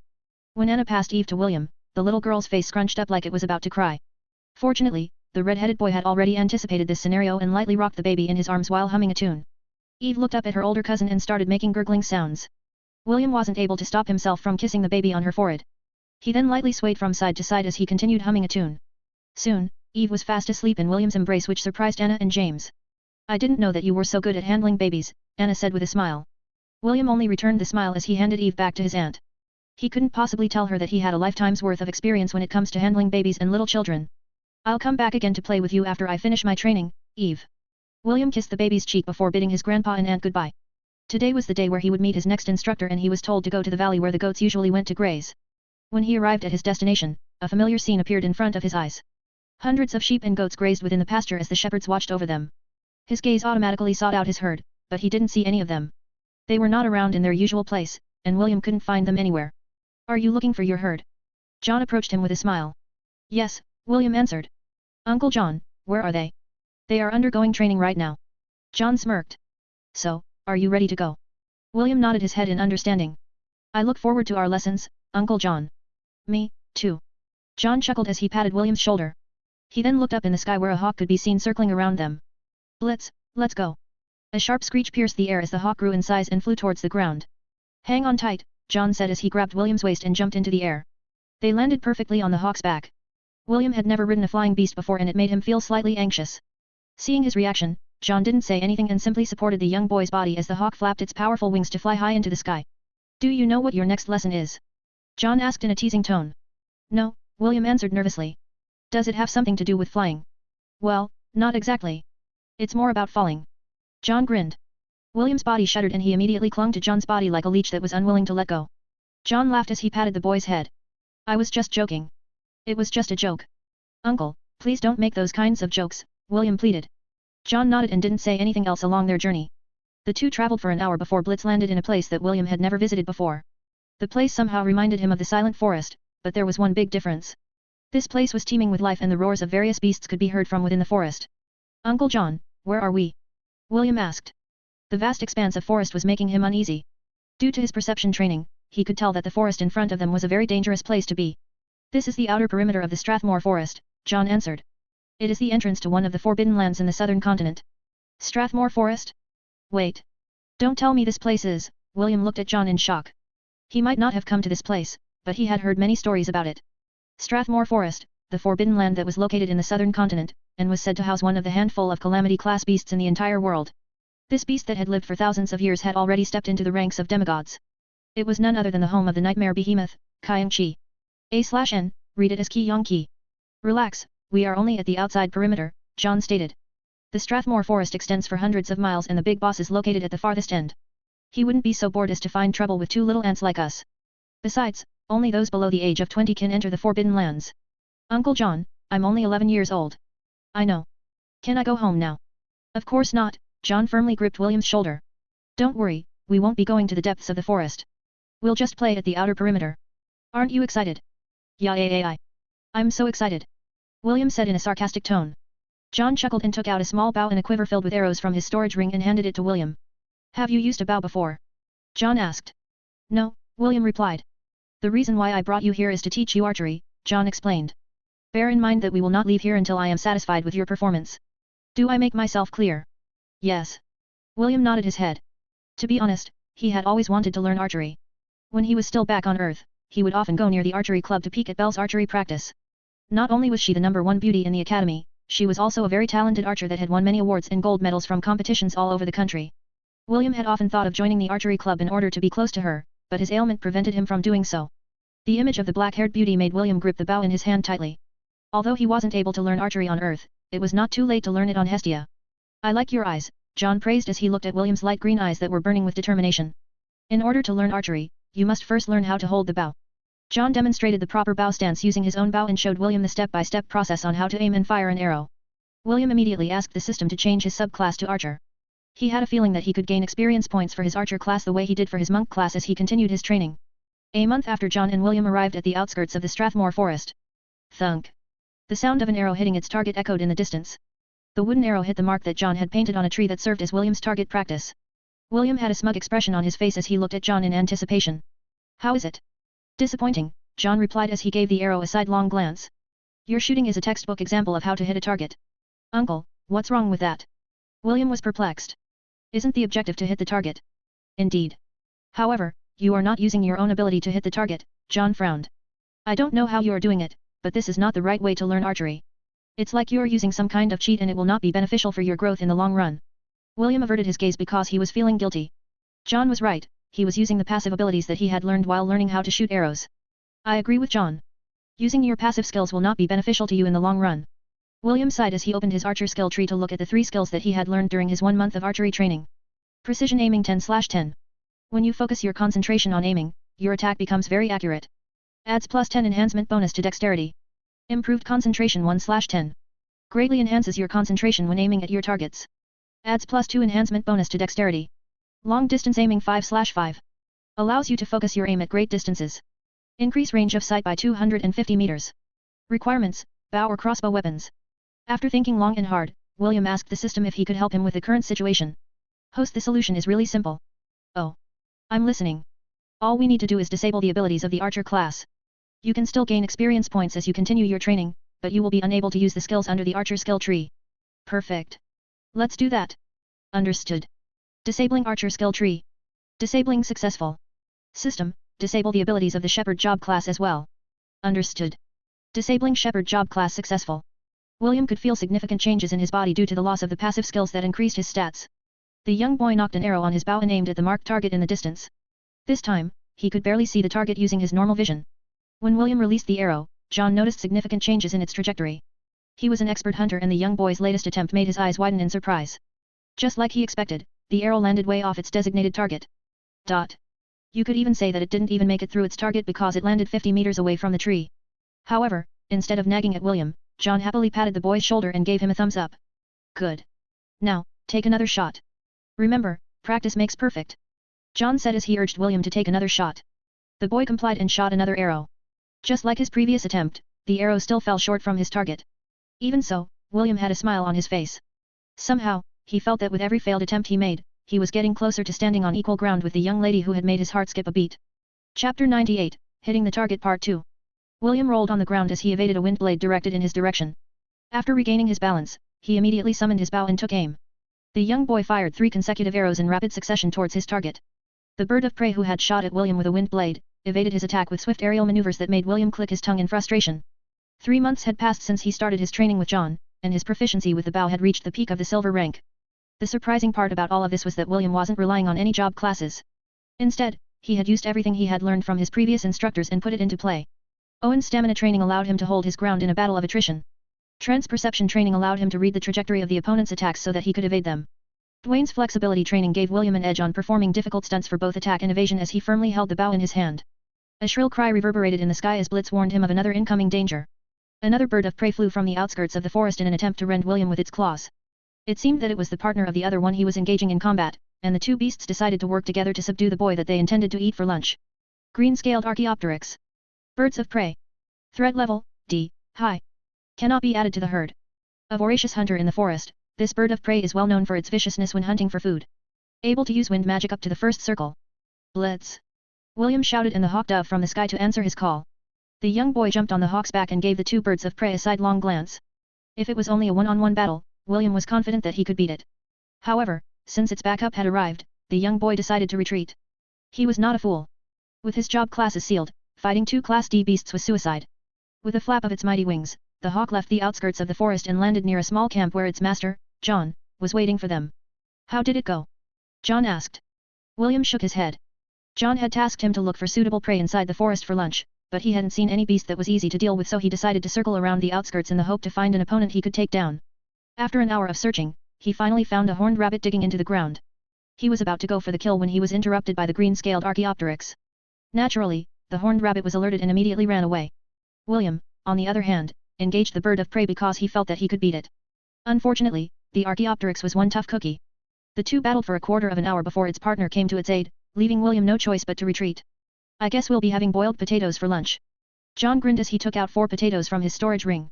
William sighed because it was their 3rd day of eating boiled potatoes in a row. Blitz left them in order to hunt for his own lunch. He was the type of bird that didn't like to share his spoils with other people. What's wrong? John asked as he stared at the depressed boy that was sighing beside him. I finally understand how hard it is to hit a moving target, William replied as he gazed at the pot of potatoes over the fire. It is much easier to hit them when they are standing still. If someone were to shoot you with a bow, would you keep still? John inquired. Of course not, William answered. I don't want to die. Correct. John nodded his head. Naturally, the beasts you are fighting against don't want to die either. However, that's just how the world works. It is either you are the hunter or the prey. These two roles could interchange at any point in time. 1 minute you are the hunter, the next second you are the hunted. William knew that John was telling him the truth. It was the same when they fought the hobgoblin shaman for the first time. They were the hunters, but they kicked a steel plate.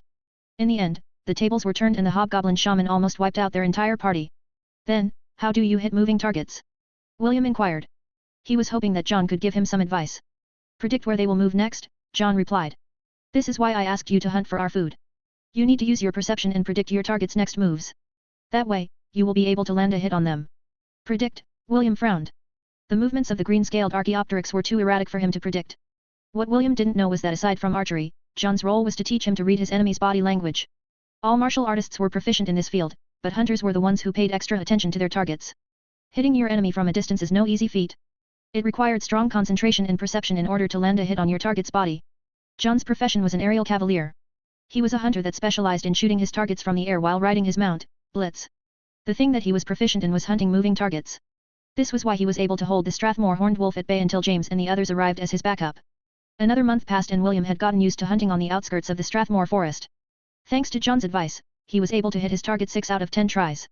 Although the hit rate was just barely passable, it was a great improvement in William's archery skills.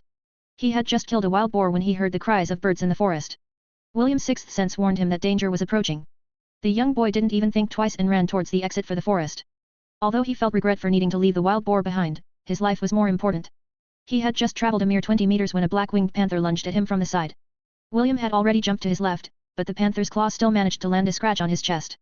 Fortunately, it wasn't too deep, but it still dyed William's clothes with his blood. William looked at his assailant with dread as his appraisal skill identified the creature in front of him. Shadow Fang. Winged Black Panther. Threat level, C, mid. Cannot be added to the herd. A panther that liked to stalk its prey from behind before delivering a fatal strike. Beautiful, yet ferocious, this beast is a difficult adversary on land and in the sky. System unlock my job classes now.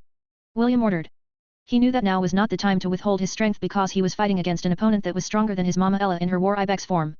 William wouldn't take his chances against such an opponent. Unsealing job classes. Seal has been lifted. Host's abilities has been successfully unlocked. William felt his body getting lighter and stronger after his abilities were unsealed. System, switch my subclass to monk. William stored his bow inside his storage ring and ran away in haste. He zigzagged through the trees using his movement speed, heavenly phantasm. The Shadow Fang looked at him in disdain as it jumped from branch to branch in pursuit of its prey. When the panther was about to jump to the tree near William, the boy kicked the tree bark with all his might, splitting the tree in two. The sudden change caught the panther by surprise as it flapped its wings to adjust its landing. William chose that opportunity to charge towards the Shadow Fang and deliver the most powerful trump card in his monk arsenal, which was the Overwhelming Strike. Overwhelming Strike. Once a day you can deliver one full-powered unarmed strike that contains all of your strength. Damage dealt is equivalent to your strength stat multiplied by 20. Knockback effect. A powerful clap resounded in the forest as William's fist connected with the panther's leg. The panther roared in pain as it was knocked away by William's full-powered strike. Its front leg was bent at an unnatural angle, which proved that the boy had successfully crippled his attacker. However, the battle was not over yet. The panther flapped its wings and several feathers flew in William's direction. The wings of the Shadow Fang were as hard as steel and it could use their feathers as ranged weapons when dealing with its enemy. William bent his body in an unnatural angle to evade the feathers, which was only possible because of his flexibility. After dodging the attack, William ran away because this was his only opportunity to do it. He hoped that the winged panther would call it quits and leave him alone. Sadly, no one heard his prayers as a vengeful roar echoed through the forest. Even though its front leg was crippled, the Shadow Fang could still move its body by flying in the air. When William exited the forest, the Shadow Fang was already above him and was prepared to take his life. It was then when a loud shriek pierced the sky and Blitz collided with the winged panther with its talons poised to strike. The Shadow Fang was forced to abandon its plan to bite William's head off from his body and turned to clash with the hawk who dared to get in its way. The panther and the hawk engaged in a fight in close combat as they clawed, pecked, swiped, and bit each other in the air. William could only watch the spectacle unfold as the two beasts fought tooth and nail against each other. "Stop playing around, Blitz," John said as he appeared beside William. "Don't play with your food." Blitz cried out reluctantly as it looked at the panther with a sneer. The Shadow Fang felt that something was wrong, but it still continued to attack the hawk in front of it. The hawk's body grew in size until he was as big as 2 buses combined. He lashed out his sharp talons against his enemy and left deep gashes on the panther's chest. The Shadow Fang knew that it was in trouble and decided to run away. But, Blitz didn't give it a chance to do that. The hawk's talons tore the wings off of the panther's body. The Shadow Fang roared in pain as it crashed to the ground head first. Blitz was about to deal the finishing blow when a whistling sound tore through the air. An arrow flew towards the panther's open jaw and pierced through its head. Seeing that its enemy died before its eyes, the hawk gave William the "Day fuck are you doing, bro?" stare. Clearly, Blitz didn't like its prey getting kill-stealed by someone else. William, on the other hand, had a smug look on his face as he landed the killing blow to the beast who almost took his life earlier. Gained EXP, 10,000. Uncle John, so this is what it's like to predict your enemy's movements, William said with a smug expression. Everything went according to my plan. The corner of John's lips twitched as he looked at the shameless boy beside him. Just which part of what happened was part of your plan? This was what Blitz and John wanted to ask the smug-faced boy who was looking at the panther's corpse with greedy eyes. For a brief moment his gaze reminded them of what James looked like when he was about to rob a bandit's camp of their treasures. Chapter 99, Long time no see, Master. William was hunting as usual when two green-scaled Archaeopteryx attacked him from his left and right side. When their sneak attack missed, the two birds of prey circled around the boy using their erratic movements with the intention of confusing him. The red-headed boy calmly nocked an arrow on his bow and pulled the string as far as he could. He didn't even bother to look at the Archaeopteryx that was about to peck him from behind. Instead, he stepped aside and bent his body in an angle that allowed the beast to pass harmlessly by the right side of his body. It was then when William released the string and the arrow embedded itself on the Archaeopteryx's back. The beast cried out in pain, but it didn't last long because another arrow had embedded itself in its head, causing it to fall on the ground, dead. This time, the boy wasn't using a normal arrow. It was a steel arrow forged from the steel wings of the winged panther. The bow in his hand was also different from the one he used in the past.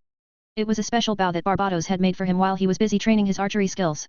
The difference between his old weapon and his new one was like comparing a flintlock with an automatic shotgun. The penetrating power of both ammunition and weapons were miles apart. The other Archaeopteryx shrieked in anger when it saw that its partner had died. It flapped its wings in a flurry as it shot several wind blades in the boy's direction. William calmly dodged these attacks as he knocked another arrow on his bow. The boy pulled the string of the bow and grinned evilly. This is payback for the time the two of you bullied me. The moment William released the string, the fate of the Archaeopteryx was sealed. The arrow flew straight and true, piercing the beast's head and ending its life. The bird of prey became an easy target because it had lost all reason and attacked the red-headed boy directly due to anger.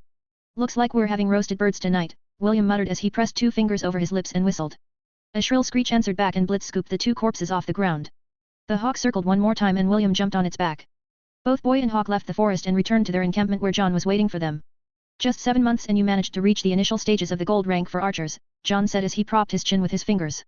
I'm really a good teacher. Yes. You are a good teacher, Uncle John. William nodded his head in agreement. Oh? This is a surprise.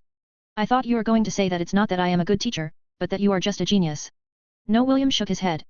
I'm not a genius. I'm just handsome. Get your facts straight, Uncle John. You and your narcissism, John covered his face with his hand. Still, your training ended shorter than my initial estimate. Is it due to you being a half-elf? I've heard that they were natural archers, but seeing is believing. That's a possibility, William agreed. It also surprised him how easy it was for him to learn how to use the bow in such a short period of time. It was as if he was born to hold a bow. Maybe it is due to my elven ancestry, William thought as he added chopped wood to their campfire. In any case, we are going to return to Lant tomorrow. John yawned. Time for you to meet your next instructor. William smiled and nodded his head. It was at that moment when a familiar notification sound was heard inside his mind. Ding! Special quest Birth of a Warrior 2 completed. Reward, 1000 God points. Ding! Chain quest activated. Special quest, Birth of a Warrior 3. Complete the basic training for 1 job class. Reward, 2000 God points. 2000 God points. William blinked. It increased. Well, I'm not going to complain. The more the merrier. The young boy sighed as he looked at the 2000 God points that he had earned after finishing his monk and archer training. The items in the god shop were too expensive and William couldn't buy anything of value. He already asked the system for a recommendation and the latter showed him a weapon that made him gulp in anticipation. However, it was priced at 50,000 God points. With the 90% coupon that he had received earlier, he would need 3,000 more God points in order to purchase it from the shop. William was now more pumped than ever to gather enough God points to buy the weapon that the system had recommended to him. Uncle, I don't want any suspense. Just tell me who the next instructor is going to be, William pleaded. Don't worry, it is someone you know very well, John replied with a grin. Even if you ask me 100 times, I'm not going to spill the beans. It will be best if you just wait and see who your next instructor is going to be. Fine. William backed down and just focused on cooking their dinner. No matter who his next instructor would be, he was confident that he would be able to handle anything that was thrown at him. At least that's what he thought at the time. William lightly coughed as he looked at the beautiful lady in front of him. He and John had just arrived in Lant when Sain appeared in front of him with a smile. Long time no see, Master. William gave a dazzling smile that was enough for old women to give him something good to eat. Indeed, Celine replied with a sweet smile. It had been 2 years since we last saw each other. Is there anything you need from me, Master? I came here to pick you up. Pick me up. William blinked his eyes in confusion.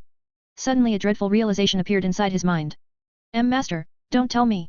The next stage of your training will commence, Celine lightly caressed the head of her one and only disciple. Let's go, William. The beautiful lady didn't even wait for William's reply as she dragged the boy away. John could only wave at the pitiful little shepherd who seemed to have given up all resistance, and allowed Celine to take him back to her residence. I knew that the reward of 2,000 god points was too good to be true, William thought as he obediently followed his master, Celine, back to her home. The young boy's body shivered as he entered the house that he hadn't visited for more than 2 years. Everything seemed to be the same. Even Oliver, the parrot monkey, was seated on his usual perch and was staring at William as if he had found an interesting new toy that he could play with. Chapter 100, Master, it's my first time. Little Will, I missed you terribly, Celine caressed the side of William's face. I also missed your cooking. Can you prepare something good to eat for dinner? Of course, Master, William replied. Celine's soft hand lingered on his face for a few more seconds before she patted the boy's head. I'm looking forward to dinner, Celine winked. Do your best, little Will. Celine left it at that and went towards the stairs. William watched her go until she was no longer in sight before hurrying towards the parrot monkey who was looking at him with a smirk. Second Master, Master is scaring me, William said. Is she planning something sinister for me? How could that be? Oliver replied in an exaggerated manner. You know that the mistress cares for you very much.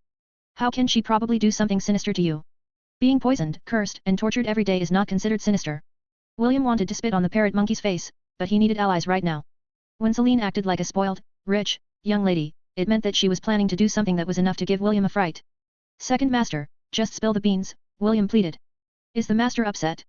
Is she angry at me? Should I look for a gift to make her happy? Well, regardless of what mistress is feeling, giving her a gift is only right and proper since you are her disciple, Oliver answered. As for whether she is upset or angry at you, I don't think that is the case. Make sure to do your best in cooking dinner. Perhaps, the mistress will be so pleased that she will not do anything tonight. Okay. William nodded. It has been a while since I used my culinary skills. I'm going to get Master addicted to my cooking. You do that. Oliver nodded his head. Also, prepare an extra portion for me. Leave it to me, Second Master. I'll look forward to your performance. That night, the three had a sumptuous dinner. William did his best and Celine and Oliver were quite satisfied with the dishes that he had prepared for them. Celine asked William about his training and the boy replied honestly to her every question. Dwayne must really like you if he asked you to call him your third master, Celine said as she eyed William. You know, although that bald monk is an alcoholic, he is someone that is very hard to please. It's all thanks to you, Master, William replied with a smile. I was able to perform well because of the discipline and mindset that you imparted in my training. As expected of my one and only disciple. Celine replied. You speak the truth. Celine stood up from the table and walked towards the stairs. The young boy thought that he had managed to dodge the bullet, but Celine paused and turned to look back at him. William, after you finish cleaning up and washing the dishes, take a bath, Celine ordered. Make sure to scrub yourself properly then come to my room afterwards. The beautiful lady gave William a wink before climbing up the stairs. The red-headed boy looked at the beautiful lady's retreating figure with a dazed expression. She wants me to take a bath and go to her room later. William's heart started to beat faster. Is this one of those special events where the protagonist is able to climb the stairs of adulthood thanks to their master? Is this what Siyu Lane experienced when he made Scathatch his master? A/N, Siyu Lane is a great hero and a legendary figure in Irish literature. The same can be said to his teacher Scathatch who was known as a legendary martial arts teacher who lives in the Fortress of Shadows. William's mind wandered as he completely forgot that he was currently only 12 years old. Although his mind was that of a teenager, his body was still that of a child. Oliver, who was watching the boy, smirked in understanding. He already knew that William's mental age didn't match his physical age, so he was quite amused by the young boy's reaction. You better hurry up, kid. Oliver decided to fan the flames. Make sure to clean yourself properly. Don't keep the mistress waiting. Yes. I will clean myself properly. William hurriedly wiped the table and went to wash the dishes. His current state of mind was in chaos because he was too caught up in his fantasies. William bathed himself using cold water from the well in order to calm his wildly beating heart. After making sure that he had scrubbed every nook and cranny of his body, he washed it one more time before drying himself with a bath towel. He then wore the cleanest nightshirt that he could find from his storage ring and combed his hair properly. Of course, he didn't forget to brush his teeth, not once, but thrice.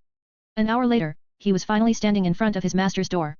William took deep breaths before knocking on it to announce his presence. Come in. A soft and silky voice came from inside the room. When William opened the door, he saw Celine lying on the bed wearing a black one-piece night dress. The young boy gulped as he walked inside the room, closing the door behind him. Afterward, he stood there in a daze, not knowing what to do. What are you standing there for? Celine asked in a teasing tone. The beautiful lady patted the side of her bed in invitation. Come here. Yes, master, William replied as he stiffly walked towards the bed with mechanical movements. William sat on the bed with his back turned towards Celine. His face was already beet red from the stimulation. Don't be afraid, Celine said as she slowly guided William to lie on the bed. It will hurt at first, but then you will get used to it. Master, it's my first time, William stuttered. Please, be gentle.